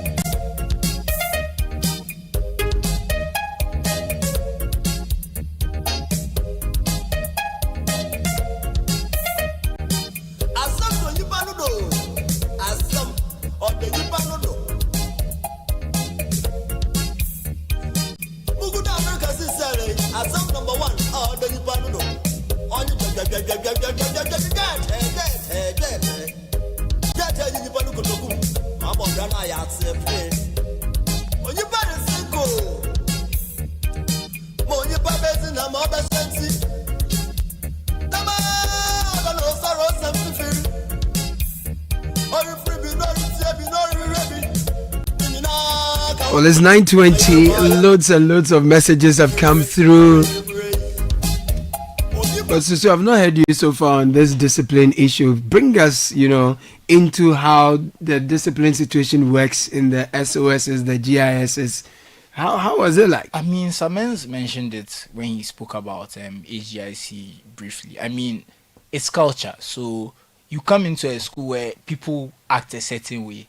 There's no room for certain things. Even if you want to be disruptive, you'll be isolated in the sense that you alone will be doing it. You get what I'm saying? So that's why the culture part is so important, because we weren't getting caned. There were punishments prescribed in the rule book that if you do this, you do this. Like, there was no corporal punishment. Generally, you don't have to do too much punishment. It's very rare because people just didn't break rules. In fact, that's one of the things that struck me when I went to SOS. People just didn't break rules generally, as compared to my previous school, which was a day school, where people were a bit more, I guess in a boarding school, it's easier to create culture. I was in a day school before I was in GIS. People were more disruptive. People broke rules more. I guess it's harder to build culture. But I'm not saying that the school was chaotic or anything like that. It's just that... But in terms of discipline... It was definitely worse. But you go to SOS, it's almost like everybody is like walking a straight and narrow path. Right. It's almost like you go from a school where, 70% of people are well behaved to a school where 90% is. Even that 20%, it makes such a big difference in what you see, because there's no school that people don't misbehave. True. That one is impossible. Teenagers are teenagers, especially at that age. They are rebels and that. But even the people who were rebels, their rebellion was more subtle. It was very small things. It wasn't disruptive violence. It was because they just... And look, to be fair to the teachers at SOS, they had it much easier, because my graduating class was like 90 people. Okay, fewer people. Our hostels were not up to... Did you say 90 or 19? 90, as in the graduating class. The entire graduating class. Yeah, so we went a lot. So, and even then, our hostels were much smaller. It's easier to manage, that kind of stuff. So I do understand why, but it was just because of that is you can see the difference. And when I talk about the discipline, you go to some of the hostels, even the culture between different hostels. Yeah. Some hostels are more messy than others because of their culture. I was in a hostel where we didn't like to do our gardens. We used to wake up late on Saturday. Then when we wake up, we are playing music. We'll talk about football for like 5 hours. You go to some other hostels, they wake up 6 a.m. every Saturday. Their gardens are neat and manicured. By the time inspection comes, we are always finishing last but one. And then the hostels... You are the Aswadi hostel. And the other hostels who are serious, you see them finishing first. Yeah. So even in those micro there are still cultures you can still of see indiscipline how culture can affect even people in the same institution in little ways that show up in different outcomes. Sometimes the people who lead or led these schools, were they from a different place? Did they bring the culture from elsewhere, or they were from orthodox schools who started and built this culture? No, I think that if you are employed, you don't determine the culture. I think the culture is described. I mean, SOS Minor, as he refers to, has a background, and I'm sure that it's rooted in that. In planting the school, they had a desired or a prescribed culture which is given. We are trying to look at our own situation in our public schools, and we are saying that there are lots of the needs that require resources, that require infrastructure, that require the use of financial resources. But there are also things that we can do to bridge the gap, and which are behavioral and attitudinal in nature. Yeah. And I'm saying that those ones, you don't need financial resources. And so we can meet ourselves halfway by dealing with some of these low-hanging fruits. Which same low-hanging fruits helped define some of our reputable public schools. Correct. The culture of discipline. Correct. The way things are done.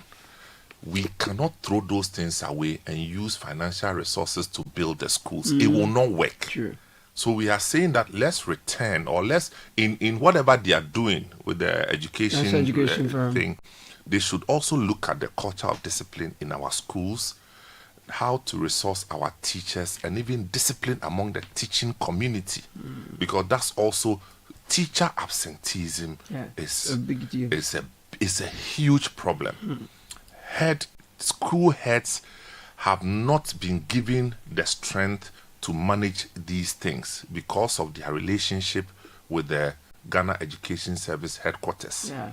It looks like everything you have to reference the GES headquarters, and it's a big problem. So there is autonomy issues here. I wouldn't use the word autonomy, but I think that they need to be given space. Some independence. Again, I won't use independence. Okay. The space to do what works, given the problems we are facing. Okay. I want to add to that. I think, based on my experience, if you have a clear set of rules and the rules are enforced, because I can understand why they won't say let's not kill anymore. Because a lot of studies have shown that it's not as effective. It doesn't have good long-term outcomes and stuff. So I get why you have to remove some of these punishments, because studies have shown it is not effective. But you can't say that every disciplinary issue has to go to GAS. It doesn't make sense. If you have rules, they are followed, they are set out, they are laid out, and everyone knows the rules. It's very simple. Let's say you don't go to prep, right? What's the punishment for not going to prep? You have to, let's say, weed a pot. Like, you have to figure out a punishment. Whatever punishment it is, it should be enforced. If you don't go to prep, this is the punishment. If you are late for school, this is the punishment. If you do this is the punishment. I don't think you need to go to GES unless it's a very serious issue. It doesn't make sense, because imagine if it's like saying that every issue that in Ghana should go to the Supreme Court. That's the equivalent of saying that GS has to get involved in every small thing. Very true. Just have your rules and things, and that's why we have circuit court, high court, district court, whatever. So that things are dealt with at dispatch. the level that it can be. That we just read a story about the students in school. It's going to a dance woman. Is it district court or circuit court or whatever? It's very simple. Just once there's rules and they are followed, their standards are followed. You can't come and say, a parent can't come and beg and say, oh, my child did it. There are rules. And I think it should be something that they should make every parent know, that once you put your child in school, you are agreeing to the rules. You are agreeing to any punishments that comes with this behavior. If you come back late from exit, 1 week suspension. Yeah. If you do you just have to enforce the rules. Now, the question about what is the appropriate punishment for what things, that one I can't say. But once there's an agreement that this is the rule, this is the consequence for breaking the rule, it makes things simple, because the teachers have their framework. They should just apply it. Yeah. That's all. I think once you don't apply it, what are you going to do? Right. So to the WhatsApp console for some comments. I bet everyone in the studio can name a teacher from secondary school who was probably a drunk or a riffraff. So you can imagine the kind of students you are churning out. We have to be honest with ourselves and start taking things seriously.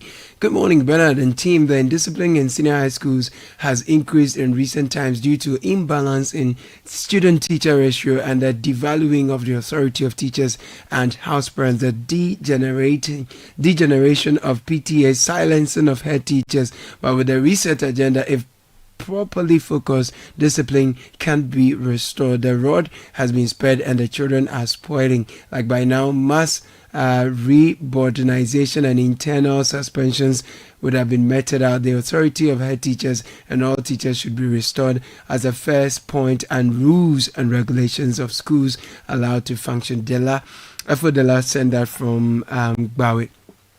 Good morning. With the advent of these human rights advocates, what punishments would be appropriate for students? Even caning is considered child abuse. Koku Bansa. Good morning, Bernard and team. This matter you guys are shining light on is very important. I'm a fashion entrepreneur and I mostly get this NVTI students come to do internship and they'll tell you they're about to finish school but they don't know anything because the teachers don't teach them. Always acting busy. And the school has set private schools within the same school that students pay, so they have private and classes and the government in the same school. So if you don't pay, you belong to the government's free education. So we don't care. This is not one time or this is not once. I've had countless students come from these places regretting going there, and some of them even switch courses because they feel bad. Sincerely, but it won't happen at DTI. This will not happen at DTI. That we can assure you. You come out of DTI hands on, and you properly want to baked. conquer the world. I'm telling you. I don't know. Even if you are not properly attired, if you don't wear your what do you call PPE, what is it? PPEs. Yeah. You can enter the. I mean, at all. That's a model that should. But you know, it reminds me of that. Even for us, when we were in high school, when you are coming for breakfast in the morning, there are people outside checking your uniform. If it's not, they'll make you, or you go back to your room and fix it, or you can't go and have breakfast. Yeah, or you can't. They won't even let you go to school unless you are properly. And these are rich people's children. Oh. I'm telling you. And then the rest, we say, we are not going to. We should let them be. We are using things from elsewhere. I had this niece in Sweden Secondary School, and then one day this boy called me, called me on phone. Nephew. And then, so actually my nephew, my nephew, yeah. And then he went like, uncle. I said, what, is there a problem? We are going to write exams, and the teacher said that he won't allow me to write unless I go and cut my hair. And then? And I said, but I don't want to cut. I said, nonsense. Come on, go and cut the hair. When I'm going with that choice, I'm right here. He doesn't want to cut his hair. Yeah. So he's calling to complain to you. Yes. Yeah. And I'm sure that some parents, why? Hey, human rights. We can't human rights. Come on, go use a Quran and go to exams. Where is it out? Okay, some more messages.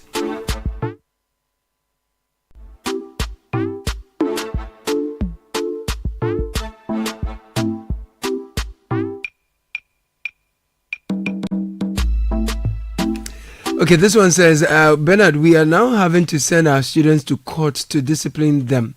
What you are saying is just a tip of the iceberg. The most dangerous part is when some of the students are trying or even exchanging words with the teachers, making most of the teachers quietly leave the classroom. Thank you.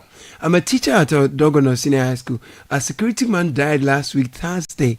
He was first knocked by a motorbike and then run over by a speedy vehicle. Wow. Papa, now students actually provoke teachers. Wow. And dare them.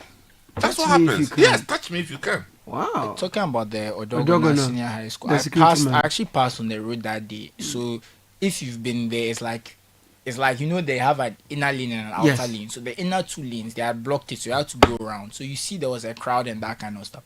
Truth be told, it's dark. This is why the street lights things to come back to street. It's dark. I drive there all the time. It could have been me who hit him because truly you can't see. And if you're on a bicycle, you don't have reflectors. You don't have any. Nothing. People can't hit you. Nothing. And it's not like I'm saying that maybe the person was. I'm not come to talk about the cause of the accident, but you generally cannot see well because the road is dark. Because the road infrastructure is absent. The traffic lights are not functioning. Street lights are also not functioning. The traffic lights work once in a while, sometimes, but then that road is so dark.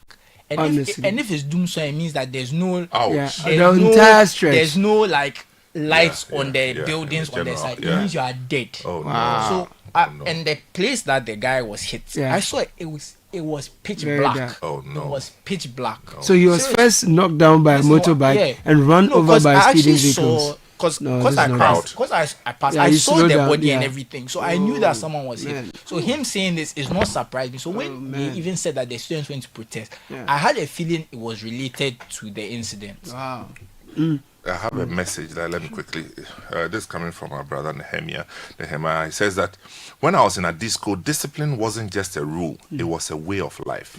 It started with the seniors, upheld by the prefects, and enforced by the housemasters and teachers, creating a culture of responsibility and respect. Misbehavior or breaking school rules had real consequences. Every action mattered. We took pride in keeping our surroundings neat and spotless, knowing that a clean school reflected a disciplined mind. Missing a class wasn't an option. You spend your weekend making up for it in detention and at times immersed in the very subject you skipped. Wow. At a disco, common sense wasn't just expected, it was an unwritten rule. A breach of it was a breach of school rules, and when you are being punished, you obey before you complain. That is the conclusion of the whole matter. A few more messages, and we have some friends joining us in the studio. Samens, you are right. My daughter in Suesco had to rewrite all the papers she filled in first year, and I paid for it. As a pastor, I'm very interested in the education of my youth. The SHS is a mess. Many teachers don't attend class. They are not writing notes anymore, and there are no textbooks. By final year, more teachers switch to Galamsey classes for extra money from parents who can pay. Otherwise, you are left to your fate. My daughter told me they are being taught about dating and sex in the home management course, and many boys are running to that class. I'm so much worried and confused at what we are actually aiming at. Reverend Stephen Addo from Kuntunase is not a happy man. Kuntunase. Well, if they are being taught, it means in the right way they have preparing to be taught. No, but the boys are rushing for this because they have to be taught. Okay, so we'll take a very quick break. When we are back, we have our friends from Piva Beverages join us in the studio. But before we go on that break, Robert & Sons Optical Services new branch is now open at Roman Ridge inside the new Allied filling station and opposite the Ebony Washing Bay. We invite your cherished clients to visit us and enjoy amazing discounts at our new Roman Ridge branch. Visit us at our new ultra modern Roman Ridge branch for comprehensive eye care and unbeatable products and services for children and adults. We're open from 8 a.m. to 5 p.m. Monday to Friday and 9 a.m. to 1 p.m. on Saturdays. Call us on 0507 656 876 or 0501 519 111. Terms and conditions apply. Robert & Sons Optical Services now open in Roman Ridge. Seeing is believing. Looking for litigation-free land? Contact Royal Kingdom Estate. Specialize in land acquisition, construction, design, property management, and more. We have properties in prime areas in Ebri and Accra. Our land starts at 90,000 cedis. We offer flexible payment plans. Affordable homes range from 2 bedrooms, and premium furnished apartments are available for short rentals in East Airport. Visit us at Cantonment opposite Soul Clinic International School. 055-755-5909 is the number. Alternate 0272778880. Send us an email at info@Royal Kingdom Estate. Royal Kingdom Estate, building communities, nurturing dreams. We'll go for a very quick break. When we are back, there is more. This is the Citi Breakfast Show, the city's biggest conversation. In the Chest of a Woman, a stage play written by Efo Kojo Maugbe is showing again by popular request. It's sensational. It's hilarious. Enough! You slept with me. I never slept with you. Had me. I never You untied me. You're lying to the theater, John. Hey! Sakura Fonen Trodia.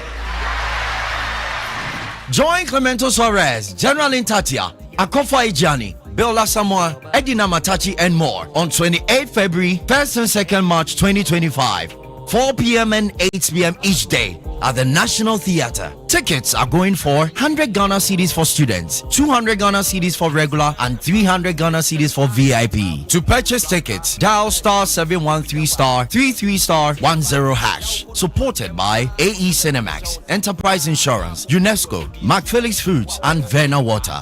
In the Chest of a Woman returns bigger, bolder, and better. Powered by Africa Arts Network. Dear home, no interest for 2 years. Are you ready to step into your dream home? With Lakeside Estate's exclusive offer, you can own your own home in just 2 years with no interest payment. This offers you affordable payments, flexible home purchase plan, quality homes, and lifestyle change. Choose from a variety of beautiful homes in any of Lakeside Hills clusters. Your future awaits you. Imagine living in a home you love with the freedom to invest in your dreams without the burden of interest. As your CIMG Real Estate Company of the Year for the 4th time, we offer you hassle-free home acquisition. Call us today on 020-477-5043 or 020-477-5042. Don't miss out on this incredible opportunity. Call us now to learn more and schedule a tour for our available homes. T&C supplied. Make your dream a reality. Lakeside Estate. Quality homes for all. Are you ready for the road trip of a lifetime? All is set to explore 14 amazing regions of Ghana on the Heritage Caravan 2025. Dive deep into the rich Ghanaian culture through the food, the music, the history, and the captivating traditions. From the 2nd to the 9th of March 2025, you will experience the road trip of a lifetime. Build connections, network, and share unforgettable memories with fellow adventurers. An opportunity to see Ghana in a more beautiful, and the people, the connection, incredible. The Heritage Caravan will smoothly drive through the Greater Accra region, Eastern, Volta, Oti, Northeast, Upper East, Northern, Savannah, Bono, Bono East, Ahafo, Ashanti, Western North, Western, and Central regions. The places we visited, the road trip itself was awesome. Everything was good, yes. Even the Bui Dam was very educational. Throughout the 8 days on the road, groove to authentic live band music on the wheels with the melodic In Chin Chin Band. The Heritage Caravan 2025 will be fun, educative, refreshing, and most of all, remarkable. Stay updated. Follow all Channel 1 TV and 97.3 Citi FM social media handles for updates and join the conversation with the hashtag Heritage Caravan 2025. The Heritage Caravan 2025 is powered by Channel 1 TV in partnership with the Ghana Tourism Authority with support from 97.3 Citi FM and proudly sponsored by the National Lottery Authority, Holland Insurance, Omni Basic Bank, Goyle PLC, GB Foods, Standard Water, Apollonia City, and Beaver Beverages. Terms and conditions apply.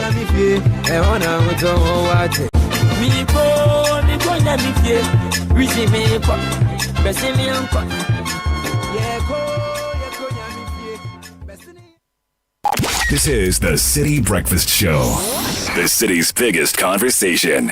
The Citi Breakfast Show. Rise above the noise.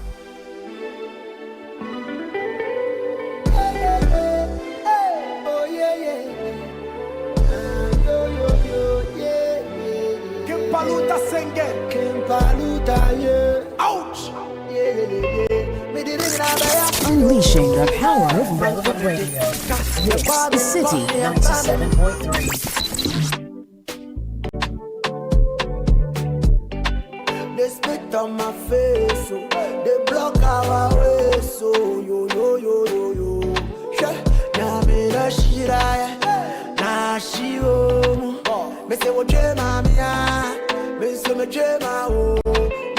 Now me na shira, na shio. Me say what you mami. And Heritage Caravan 2025 is on, and we're officially sold out. Thank you for your patronage. Now let's get ready for the road trip of a lifetime to discover Ghana from Sunday 2nd March to Sunday 9th March 2025. Pack your bags and let's get it on. Let's set off on this spectacular tour for 8 exciting days through 14 incredible regions of Ghana with the promise of a rich cultural experience, introspective historical visitations, exhilarating field days with nature. My goodness. It's more than a tour, it's a chance to experience the soul of Ghana, to witness its growth and to create lasting memories. So follow all Channel 1 TV and 97.3 Citi FM social media handles for updates with the hashtag Heritage Caravan 2025. The Heritage Caravan 2025 is powered by Channel 1 TV in partnership with the Ghana Tourism Authority with support from 97.3 Citi FM, relevant radio always. Proudly sponsored by the National Lottery Authority, NLA, Holland Insurance, Omni Basic Bank, Gold PLC, GB Foods, Standard Water, and Apollonia City. Terms and conditions apply. Now, guess who we have in the studio? Branch Manager, Beaver Beverages. Beaver Beverages. And he came bearing gifts of Beaver. Here to beaverize the system. Courage, Kodo. Courage, Kodo. Courage, Kodo. F. No, you are a big man. Oh. You are the branch manager for Beaver Beverages. We are just learning. We did learn from you guys. No, but your face and your name looks familiar small. That thing so, man. Yeah, your mannerism is leading me somewhere. Hey, some names go come up today. And the laughter too. What's wrong with you? Are you impersonating someone I know? No, I beg. There is Gideon Kodo. Hey. And now I see Courage Kodo. Hey. Is there a link? Cause the way you're even laughing sounds like Gideon. We go get there. Are you his brother or something? Yeah, I am his brother. I catch you. You catch me. This one you catch me. I catch you. No, Piva Beverages, you're welcome. Thank you. It's good to have you. Gideon was a big man. He is a big man. So now that I've met you, then bigger man. And you are into branch management. What's wrong with the two of you? We just try. Tell me, you're welcome to the studio. What brings you here today? It's good to see you. Amazing. We are just so happy to be part of this year's heritage. You're on the caravan? Yes, we are on. So you are bringing Piva? We are going to sponsor everybody with Piva every single time. So you are bringing Piva on the 8-day trip? We are. Wow, Piva Beverages. It will be so. Charlie. No, the last time your CEO was here, and he was at the Business Olympics, he said you will win the CEO's challenge, and you will bring Piva the whole place. I know. I explained earlier that he had some small injury, but that be why he wasn't able to give us the shots and then the goals that we needed. We were waiting for that. You were. We were waiting for him to score and harder bring for him to score. Then you go and eat okra soup and score the penalty. But this time you are coming to redeem yourself. I know, right? On the heritage caravan. I'm telling you. Wonderful. So, Piva everywhere. But this is your first time on the caravan. Yes.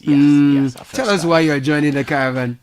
So as a brand, I think one of the major reasons is that in the next couple of months we are going to be a year in the industry. Oh, you are not even a year old. No, we are not. Hey, and you are everywhere like that. We are just trying to go do on our side. Piva. No, you are stubborn. We are trying. You are young and you are everywhere. We are trying. I love your energy. Charlie. That's good. So. Yeah. So in some few months we are going to be a year. So we just thought it wise to be part of something huge in the country, and so when the opportunity came, we just decided to just jump on it and then just be part of this year's caravan, just to have fun and to just put our brand out there once again. So what would the caravanites expect from Piva? What those who will be on the caravan? So apart from the refreshment part, one of the other things that we are also going to be doing as a brand is that we are going to have like a diary period or moment to be taking coverage of every single step of the road, just to make sure that people are also having that experiential moment with us. Even though they are not going to be journeying with us, we will be sharing some of the footage. So not only those who will be on will get a feel, but if you still don't get to be on it, you will see the Piva experience, how the caravanites will be experiencing the Piva. At some point, we are going to be going live for them to, enjoy those moments. So while you are drinking, then they are watching. You Bob. Oh, Charlie. Go help. no, but I love it. Let's talk about the Piva brands, right? You are here, but you have a range of products that people can enjoy. And I like the fact that you can serve it to all grades, all groups, all kinds of ages and all of that. Let's get into the details of your... Okay. So Finam Industry is the mother company. Okay. So Piva Beverages actually falls under Finam Industry. Right. And it's a Ghanaian company. Yeah, Ghanaian owned. Fully Ghanaian owned. Fully Ghanaian owned. Wow. My bosses, God richly bless them wherever they are. So Piva Beverages happens to be one of the brands that falls under Finam Industry. We also have the Piva mineral water. Right. And then we have the Game Energy drink. So these are the three active brands that we have currently out there. We have some other special brands coming up. And I think due time we are going to put all of them out. You have more coming. Yeah, we have amazing brands coming out and products coming out. Right now, when we go for parties, the children, the adults, everyone is asking for Piva. We are going to cover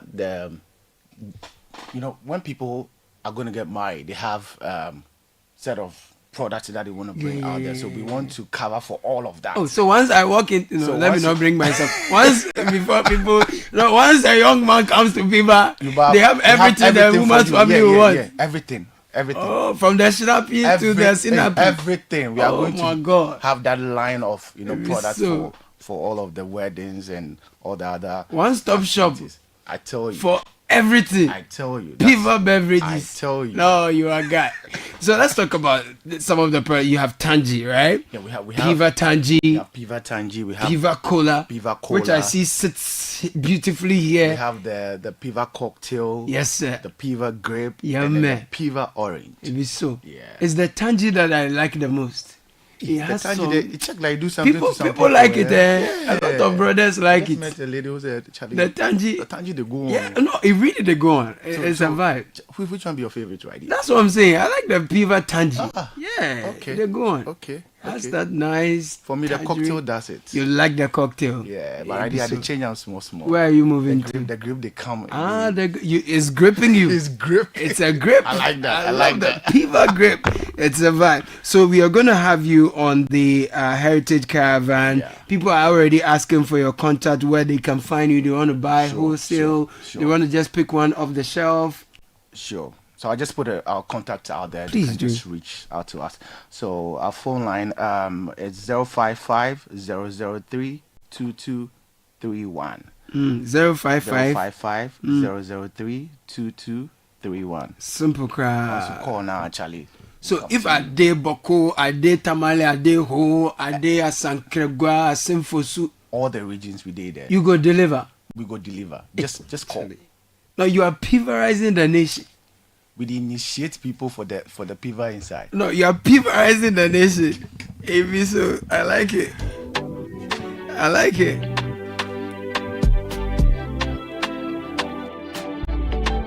Oh, those who are asking for the content, I've just mentioned it. I hope you got it. Coach Kodo, what should we expect from Piva going forward in the years to come and all of that? What's the promise of Piva? What are you going to be delivering in the next 10 years? What should Piva, where should we see Piva? Oh, right. So, like I said earlier, we are growing. There's a lot of things that we are still learning. There are a lot of products that we are bringing up. The idea is to give people refreshing taste. The idea is to satisfy the needs of our people. I think in our current dispensation, people are very particular about what they drink and what they see as well. So we are taking all of those things into consideration, and we are putting ourselves together to give them exactly what they want. Sure. You know? And I can say boldly that our products are unique. I don't want to do any comparison now, but we are just unique. You stand out. And so so in that channel, we want to grow and make sure that we get the masses on. People are asking me plenty questions. So where can they get the Piva? No, where's your main distribution? Okay. Are you in the local stores near us? And then they want you to mention the number again. Okay. So for the people who want their number, yes, 055 003 2231. And the people who are closer to Medina and then Adenta, they can visit Les Farm place around the this is around Ridge Junction. Exactly. It's on the right like that. Very close to the roadside. Very close. Before you get to some popular church, some palace, some church like that. There. So I mean, once you get there, you can get all the varieties that you want to buy. All right, that's exciting. Let's take your final words before you take leave of us, Mr. Courage Kodo, brand manager. Unfortunately, for the people who are not joining us on the caravan, we are not leaving you out. Oh, good. We are still going to be making sure that you enjoy every single step of the way. Okay. Just keep You'll your be phone. teasing us, basically. That's what you want to say. So we just have to buy the Piva and be following the videos and be sipping to be vicariously enjoying alongside. I tell somebody, say, when we start to do the refreshment for the clients, I will just take a video and then put it out there. So make sure you also get your Piva ready. So that you can do that together. So we can all do that together. I like it. You know. I like it. Yeah. Now, Courage Kodo, thank you so much for passing through. Branch manager, Piva Beverages. Piva, you're doing so well. We congratulate you and wish you the very best in the days ahead. Thanks for passing through, Courage. Thank you. Great.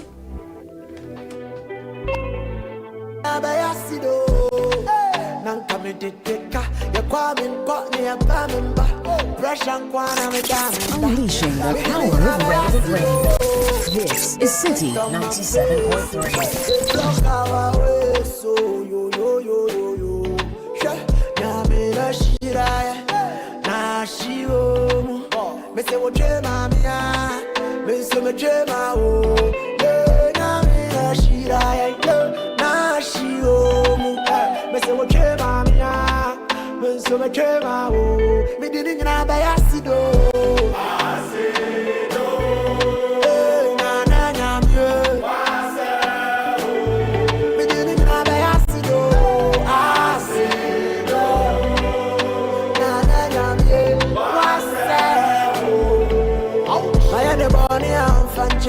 why am I Bonnie? I'm in Fanche.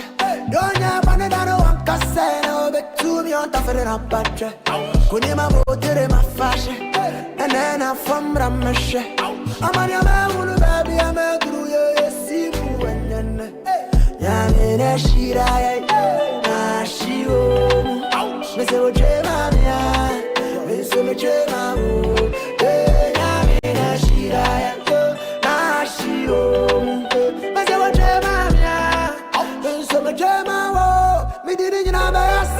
So that was Courage Kodo. He's leaving, but his Piva is here. We're taking care of it.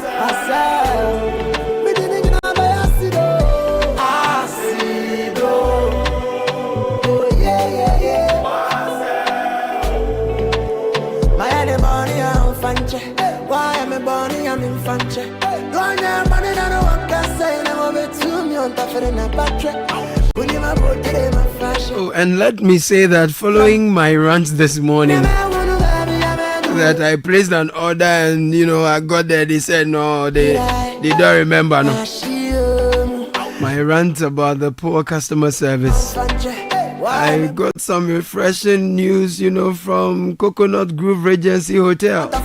They say they want to, make up for that, even though they are not the ones I was talking about. Got some refreshing news that, they will be passing by at lunchtime today. Yes. So, Charlie Okoye, you know what I mean? Abeku, you'll be in class. You'll be in class. I'll sort this out for you. Good morning, Coconut Grove Regency Hotel. No, you do everything.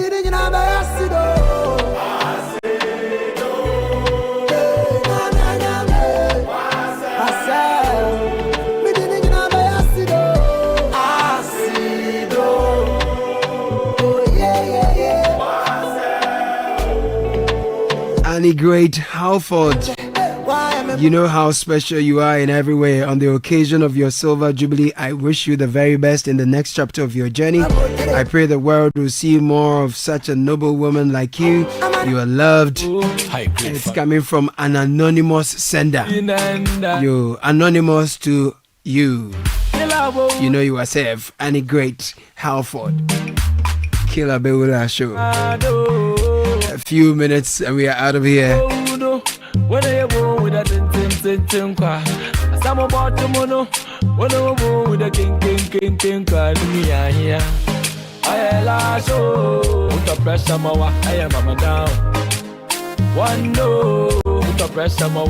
Today we celebrate 26 incredible years of marriage, love and adventure together.